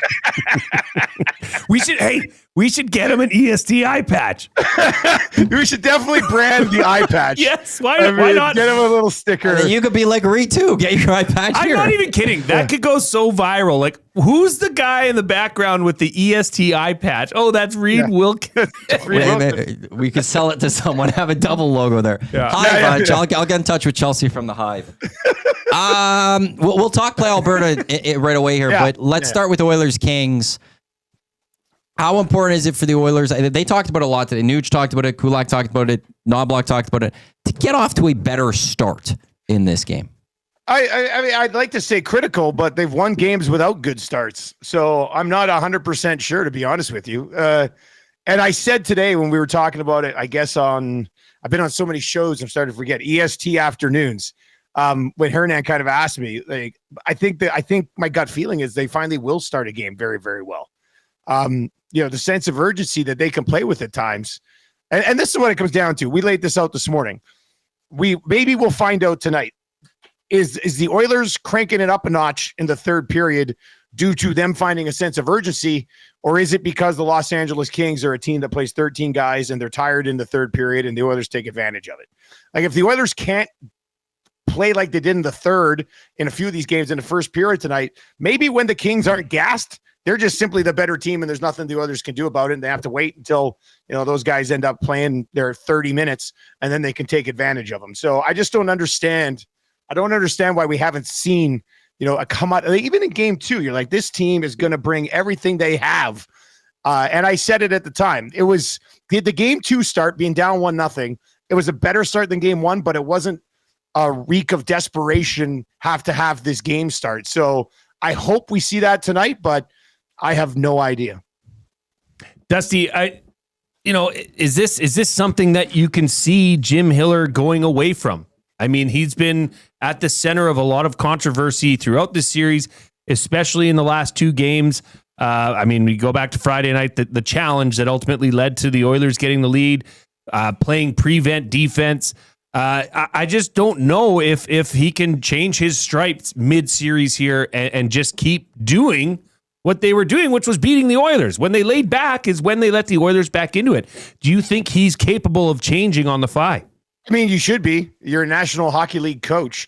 The only thing is, we asked Gager this today on 2 guys and a goalie, Gager and Cass, like, do the Kings only run 13 guys because management didn't provide them with anybody else to play? Like, if he thinks his 4th line is completely unplayable, which, they've been unplayable essentially the entire series, even when they're up. Like, when they've been up 3-4 goals, it's not like we're seeing a lot of Malott and Hellenius. So I don't see him changing. I also think he's kind of too arrogant to adjust. Like, to me, it's like Hiller's kind of like, this is my way. I'm doing it right. When he's asked about making adjustments in the 3rd period, he just sort of brushes it aside, despite being a team that continually collapses so far in this series. So I would, it sounds like something that a coach could do, make proper adjustments to try to help you win a series, but I'm just not sure Hiller's that guy. I want to get into the CFL draft here quickly. What a pick for the Elks here. Your thoughts on drafting a defensive lineman? I don't know the player, but like Darian Newell, defensive lineman from Queens, but going to D-line. They have to continue to improve their defensive line. I think regardless of position, probably was the best player available at that point anyway. I tried to dive into a little bit before I came on with you. He was ranked 3rd, and I saw Marshall Ferguson had him going 3rd in his mock draft. He was ranked 3rd on the top 25 prospects list by 3 Down Nation. The guy who's ranked 1st there is that receiver from Stanford, Aromanor, who was just drafted in the NFL. Number 2 is Elgersma, the quarterback, who's got mini camp invites. 4 is Curtis Rourke, who we know all about. Number 3 on that list is Darian Newell, who they do say could be a plug-and-play starter inside on a defensive line as a rookie. 3-time All-Canadian, like a legitimate Canadian defensive tackle that might be able to play right away. You usually don't find in the 2nd round. So I'm not too sure why he slid down to 10th, but a really good pick nonetheless. Dusty, I looked at him and I immediately, from his tape, from his specs, I said, look, this could be a plug and play guy that would be an Almondo Sewell type player coming to this Elks or to the Elks organization. You covered Almondo Sewell. You saw him play. If he can be, 3/4 the player that Almondo Sewell was, this would be a complete steal, would it not? Did his name make you think of Sewell too? You know what, Dusty, when I looked at him too, subliminally, you're like, yeah. And you look at the guy, I don't know where his head meets his shoulder. Like the neck is just, it's there. It's somewhere there. But he strikes me, body size, 309, 6'3". This is a guy that can get in there and stop the run immediately. Yeah, if you can get, Sewell's a good comparison, but if you can get, a defensive tackle in the middle of your line that's a Canadian that is... I instantly think Jake Thomas in Winnipeg, had him for over a decade.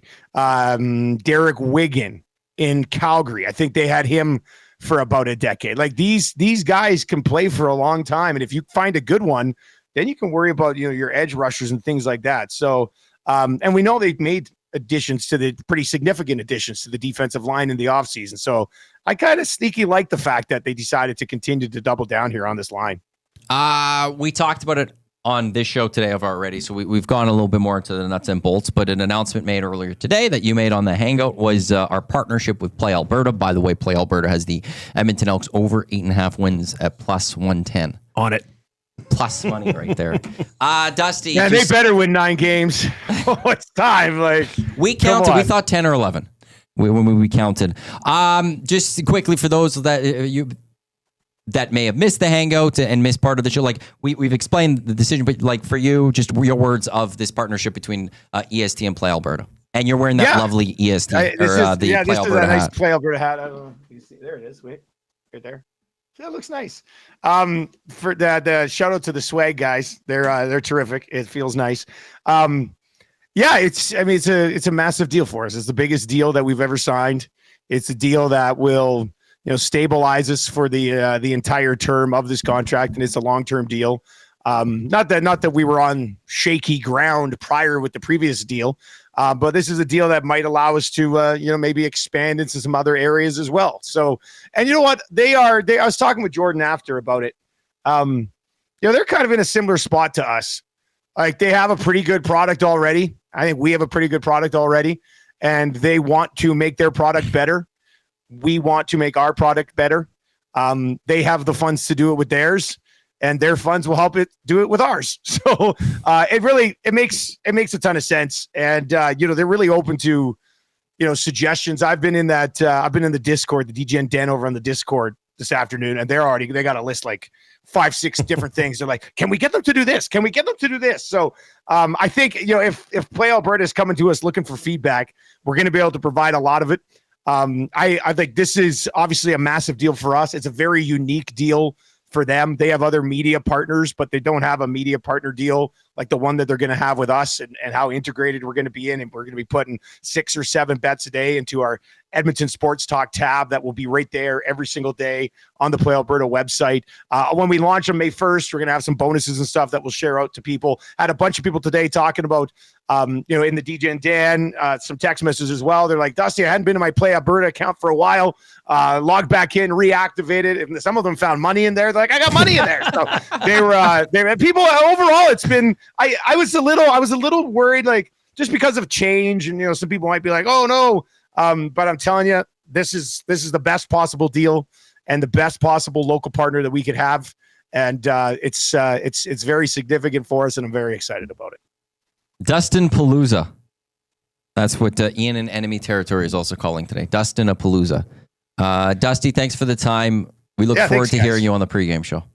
Yeah. Tell Hernan to text me what time. I got to go have mac and cheese with my family here, and then I'll be ready to go. Hey, Dusty, it's mac and cheese night.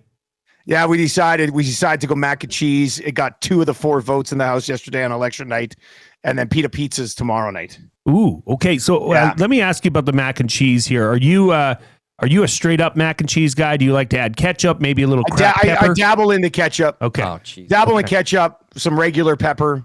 Sometimes I get too carried away on the ketchup and I ruin it, and I'm really mad at myself. Yes. Yeah. It immediately ruins it. Yeah, we only have mac and cheese like maybe once every 2 months around here.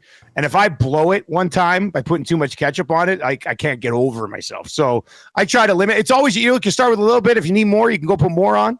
It's all positives around here when it comes to the mac and cheese. You know what my most criticized step in the mac and cheese making process is at the Milne house is I have overcooked the noodles once or twice, and that does not go over well. Doesn't have to be cooked that long. I see Mr. Gerbic over on the YouTube chat. I'm just going to tell him, hey, if you got a few bucks you want to help us with, feel free to send it over, buddy. Feel free to send it over. We'll take it. Dusty, go enjoy your mac and cheese. I'm looking forward to that. Yeah, thanks, guys. And tell Hernan I'll talk to him a little bit. And depending on how the game goes tonight, I could end up being pretty spicy on the post game. Oh, so okay. Yeah, I mean, let's see. Man, I hope they win. Like just for Edmonton Sports Talk. Like, let's just keep churning out dubs. Hernan singing, "Can I get a win yet?" Like, there's a lot of things going on. Spicy. You guys have a great show. Spiced rum, Captain Morgan, pirate. I mean, everything's coming up. Read one eye. We got to get to the words of the day. Yes. We've got 2 minutes, a minute left in this hour. Well, we've blown through So double word of the day territory. We'll just do them now. But we want to get to 255. But no, we can do it. By after the way, break, Devils, 3 goals in the first 10 minutes of the game. Wow. 3-0 lead over the Hurricanes. Yeah, because what we can do is we can come back. I have to come up. I actually didn't have a fifth clue. I have one. Okay. I have a substitute fifth clue. Okay. And we got to do the words of the day, and then we also have some more Oilers clips to play as well. Well, you want to do that when we come back? Yeah, but we gotta call a spade here. We talked about superstitions last week. Yeah. And normally we would play the full Oilers playoff pump up song that Dusty had done, the Reid Wilkins special. We would play it at the end of the show.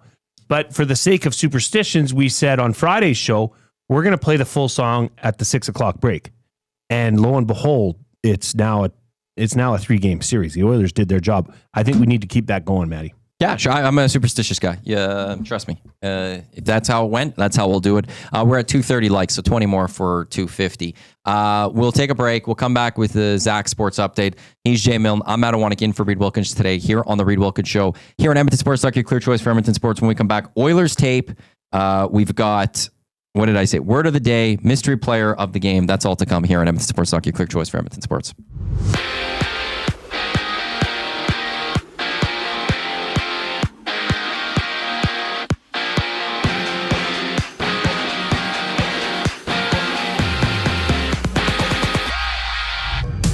Oilers Kings Game 5 goes tonight with the series tied at 2. Catch the GCL Diesel Oil Stream pregame show live from Hudson's on White Ave with Tom Gazzola and Hernan Salas previewing the matchup at 6:30 right here on EST. And 3 other games are around the league. Right now, the Leafs and Senators are locked at zeros in the first intermission. Toronto holding the series 3-1, while the Devils have a 3-0 lead on the Hurricanes just 10 minutes into the first period as New Jersey looks to stay alive in Game 5 against the Hurricanes. From Florida, Aaron Ekblad has been suspended 2 games for elbowing Tampa Bay's Brandon Hagel, which rules Hagel out for Game 5. And if needed, Ekblad will be available for Game 7. Florida, or football, sees defensive lineman Darian Newell from Queen's University being picked 10th overall by the Elks. On the court, there's 2 games live. The Pacers and Bucks are tied at 75, entering the final quarter. The Pacers holding the series 3-1. While it's tied between the Pistons and the Knicks near the end of the first, New York looks to take the series in 5 games. Baseball has a full slate. Toronto is being battered 7-0 by the Red Sox in the bottom of the 3rd inning. I'm Zachary Kubish for your sports update. You're locked and loaded here on the Reid Wilkins Show.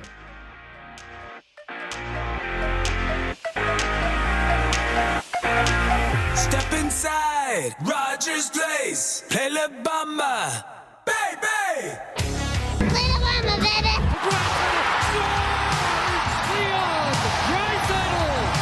Well, we're a dangerous team when we're rolling, and we're healthy, and we are healthy. Cup is on the line, baby, come and get it done. 16 wins, yeah, they're going on a run. Looking to advance, going deep in the dance. Hop on the bandwagon, let's hear the fans. The fans. Special place to play, honestly. So much history, these fans. It's great to hear their sport.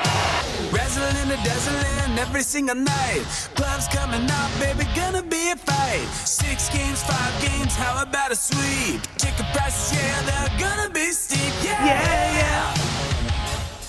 Yeah, yeah, yeah. Come on, it's the playoffs.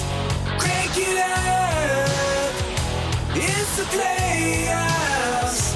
Take the cup. Let's go win the Stanley. Ooh, gotta get the cup. Let's go win the Stanley. Come on, lift it up. Let's go win the Stanley. Waited long enough. It's time. No more wait for the oil. It's the fate, yeah.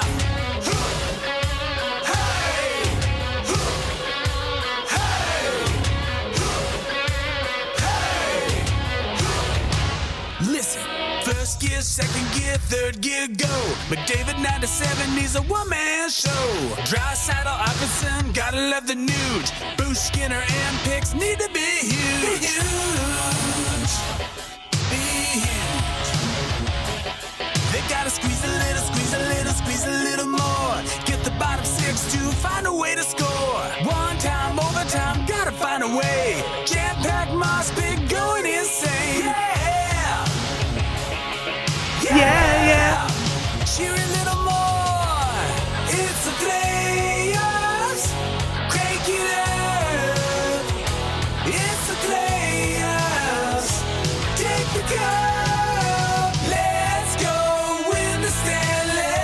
Ooh, gotta get the cup. Let's go win the Stanley.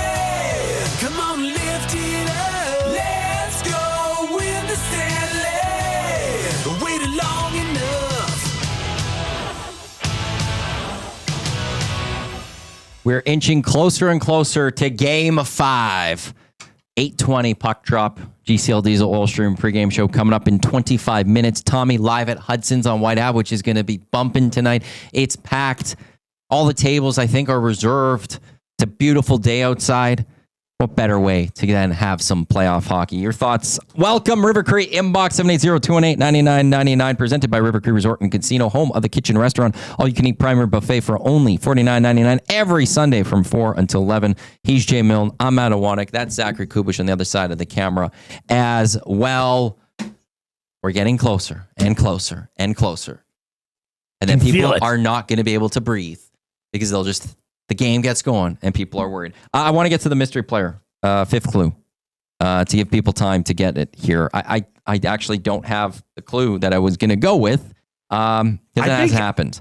I think if nobody gets it, you just keep going. I have other clues that I can keep going with. The 4 clues were Knights, defense, Hawks, London. The 5th clue is QB. Oh boy, that's the one. That should be the one. That should be the one. That should be the one. I didn't know you were going that deep. I wanted to do something. I'll explain after what I wanted to do. Yes, of course. People failed me on that one. Well, which people failed you? I can't say just yet. But people did fail me. QB. Knights, defense, Hawks, London, QB.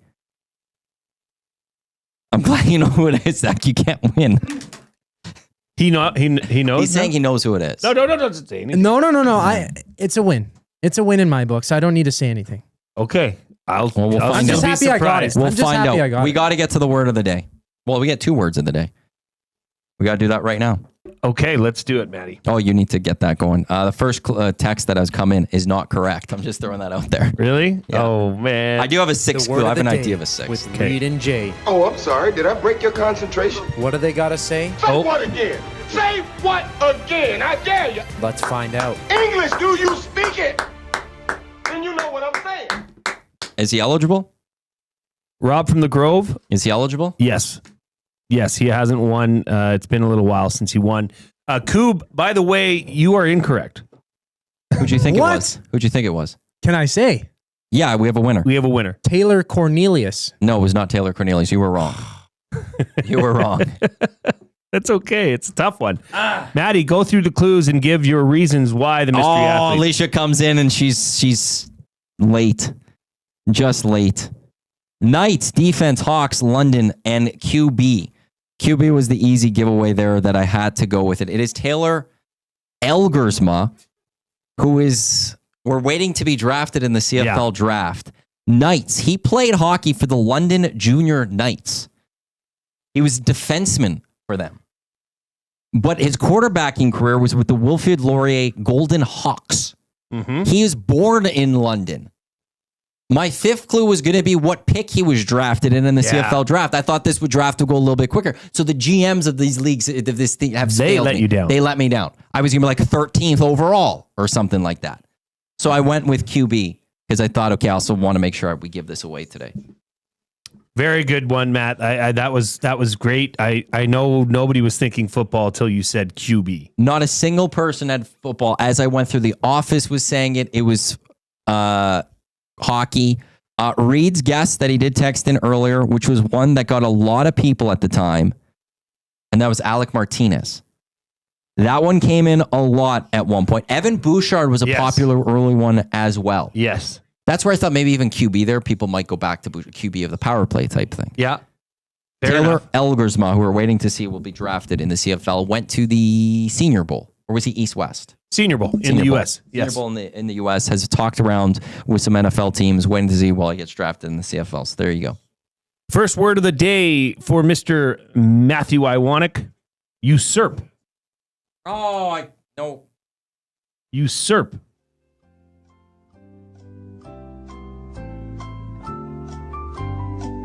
USURPE. No, that's wrong. Would you like to take that back? No. It's to overtake. Ooh, you suck. Usurp is USURP. USURP. No E? No E. Now for the definition, please. Oh, it's to overtake. I'll give you that. To surpass. Yeah. To take over. I usurped Reid for this. I guess I don't know if that would work. Me usurping Reid. Well, here's the definition: to seize and hold by force. So to seize and hold a position or power by force. Usurp. It always has to be force. Second word of the day: furtive. I didn't even. Sorry, I didn't even ask for the definition or the use it in a sentence on that one. Oh, sorry. What was the word? Furtive. Furtive.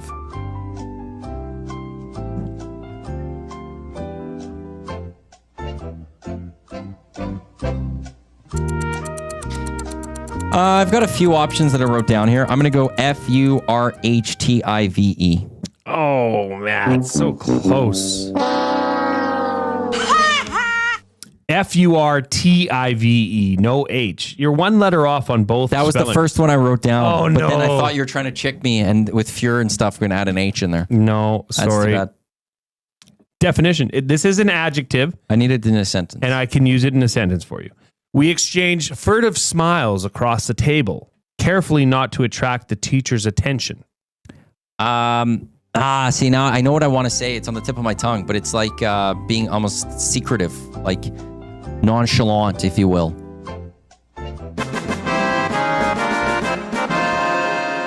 Furtive describes something that is done in a quiet and secret way to avoid being noticed. Very well done, Matthew. So I guess letters. you screw got E and screw R. You got H. 2 out of 4. That's not bad. Yeah, I could have got them right if I didn't put the E or the H in. That's not half bad. Now, the question of the night really should be, if we did have a question of the night leading into the GCL Diesel Oil Stream pregame show that will be coming up right here on EST with Tom Gazzola and Hernan Salas, is do we see a repeat performance of the harmonicas? Yes. Do the harmonicas come back? Have to be. Do they have to be? Yes, you. There's a reason you guys. Well, I'm part of this now. Played the playoff song coming back. It's a superstition thing. You're 2-0 at home with that. And that, like, if you don't, there's going to be fans and you lose, there'll be fans that'll be mad at the LA Kings. They have to be there 100%. Like, you could maybe reset after a round. But if you've won 2 games at home with them there, they have to be there for this game. Otherwise, if they're not singing or doing it tonight and get playing, it's over. Oilers won. I don't need to see the game. I'm going to bed. What if they're already on tour? Because they're a hit. They're a Southwest American sensation. Not a chance. Nope. They could be touring Napa Valley tonight. Who knows where they could be? As soon as game 2 ends with the win, hey, Taylor Elgersma just got drafted by Winnipeg. Good pick by Winnipeg. Now they take him. Now they take him. Now they do it. I couldn't be like, hey, 16th pick. Thanks a lot, Mike O'Shea and Kyle Walters. This is why you guys are going to drop this season. Stuart Johnston was just recently on the Reid Wilkins show, so maybe he had a hand in holding off and delaying this. Maybe he's a pleasure delayer of all. Sorry, Matt Hyman, but now I hope the Bombers have a worse season just because of that. No, you have to bring them. You have to bring them off to the LA Kings. And if they don't, the Edmonton Oilers, they've won the hockey game. It's just that simple. Andrea, Tommy's at Hudson's on White tonight. Yes, he is. Call for a reservation.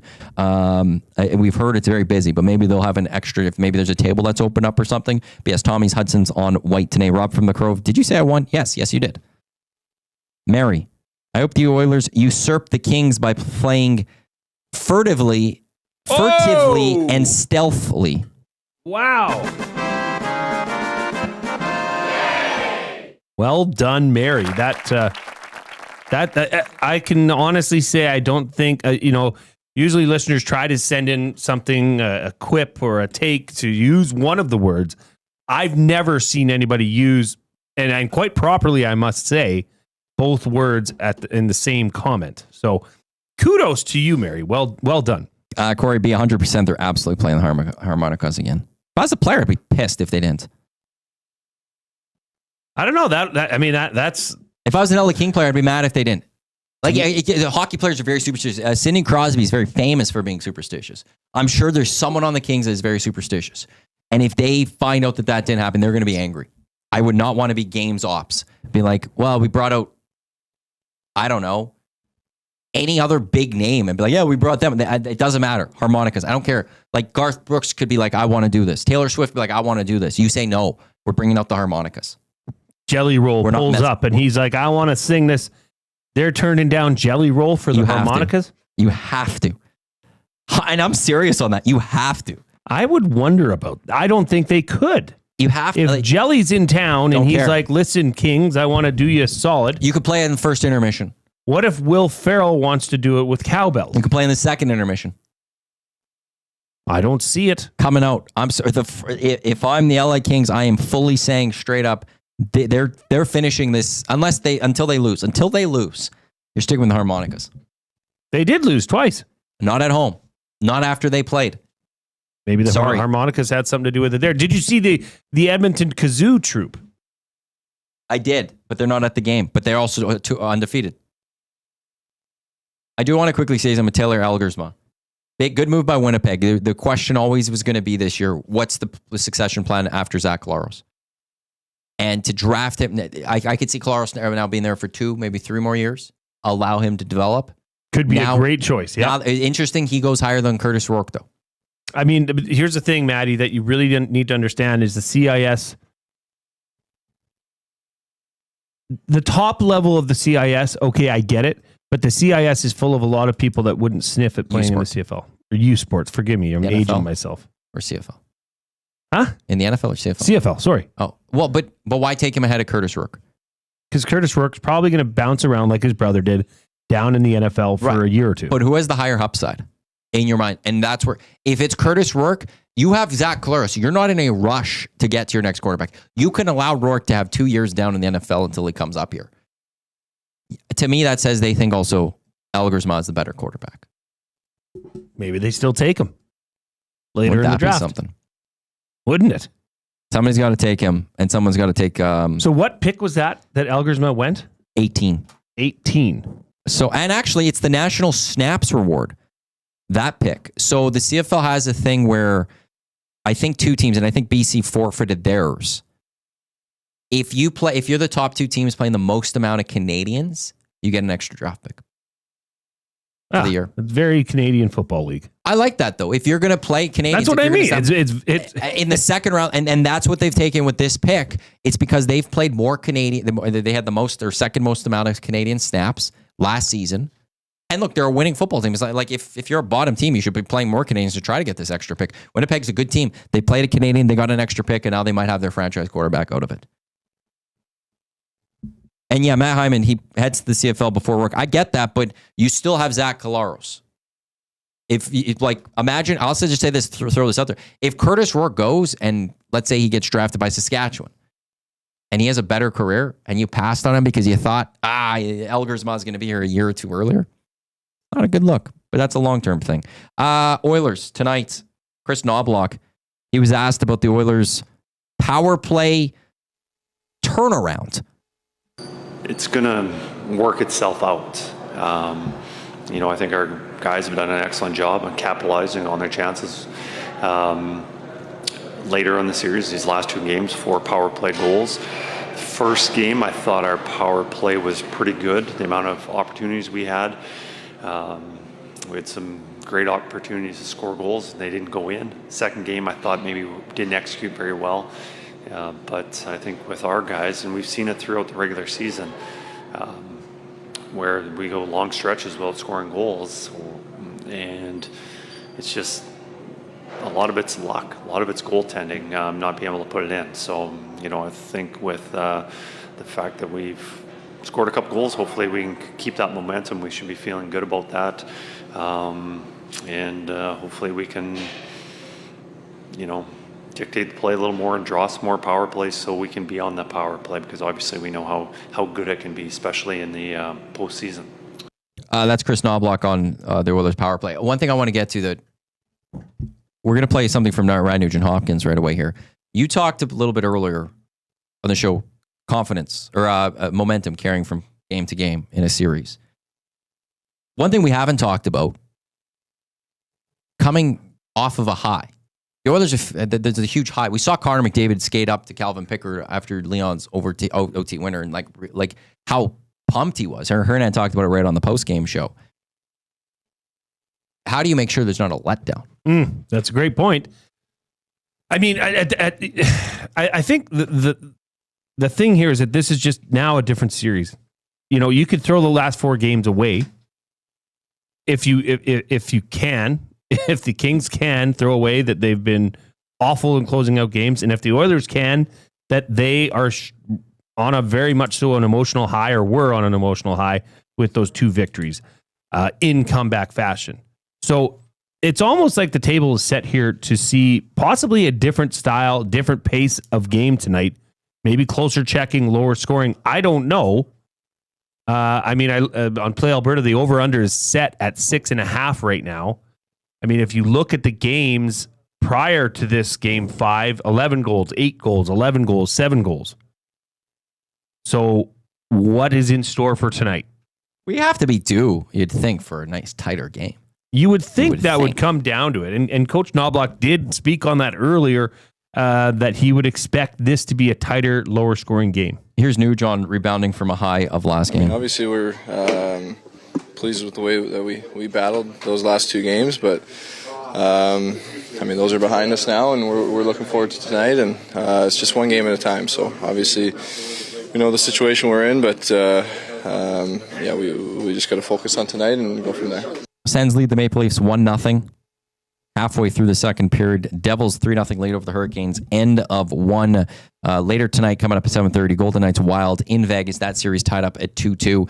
The Hurricanes and Leafs both trying to finish off the teams that actually have the lead right now. And then Oilers Kings coming up now in just under 2 hours time. Do you have any? Oh, he's over there. I was going to say Limerick. Did you have I do. Off? Just to put a finish on this show from Bronco Nick. The bookbinder is down. Hiller is acting like a clown. Oilers will win. Pour some gin. Another dent in the King's crown. And this comes in from Jeff and YYZ. Tonight, the eyes are on Hiller. How steady is his coaching tiller? Nasties clicking their thumbs. Fans beating the drums. Regicide. Whose goal is the killer? That's very good. Reid's a big Regicide fan. The word.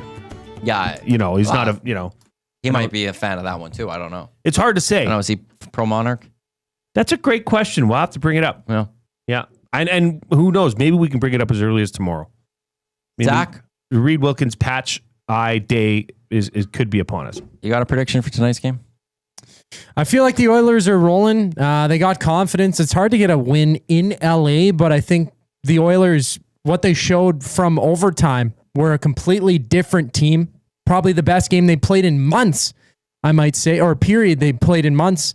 So if they can continue that, I think they got a game tonight. They'll win 4-2. Jay, your prediction? I'm going to say the Oilers win in overtime 3-2. Hernan yells no overtime. Sorry, Hernan. I still haven't watched Last of Us. That's going to have to wait till tomorrow now for me. Why don't you whip home and watch it now? By the time I get home, you're distracted. It's about 7:00. Yeah, perfect. It's an hour, right? Yeah, I got to be focused. On Last of Us? Yeah, when I watch it, I got to be I'll save that for tomorrow. I want to be focused watching it. Because after episode 2, it's a big one. And so far I've been good. I'm not hearing anything about it. I think we're going to see a fun game tonight. That's what I think is going to happen. Oh, the CFL draft went off. Probably. You suck. You've done that to me a lot today. I'm sorry. I had to hit you with that one. I'm just going to say we're going to have a good game. The Ardrossan Bisons junior handball team is taking part in the zones final right now, the gold medal game, and they are currently up 3-0. Damn right. On the strength of 2 goals from one Grace Milne. Thank you to everyone for playing Mystery Player I did it. I won. I take that. I'm happy. You did. That was a big win. And I gave away a cheap fifth one because Winnipeg took their sweet time doing it. And it just came up out of nowhere. I'd like to thank Eric Stevens from The Athletic, Shawn Belle from Hello Hockey, and Dustin Nielson, who is going through the Dustathon today. Coming up next, live from Hudson's on White, it is Tom Gazzola, and Hernan Salas will be with him as well here.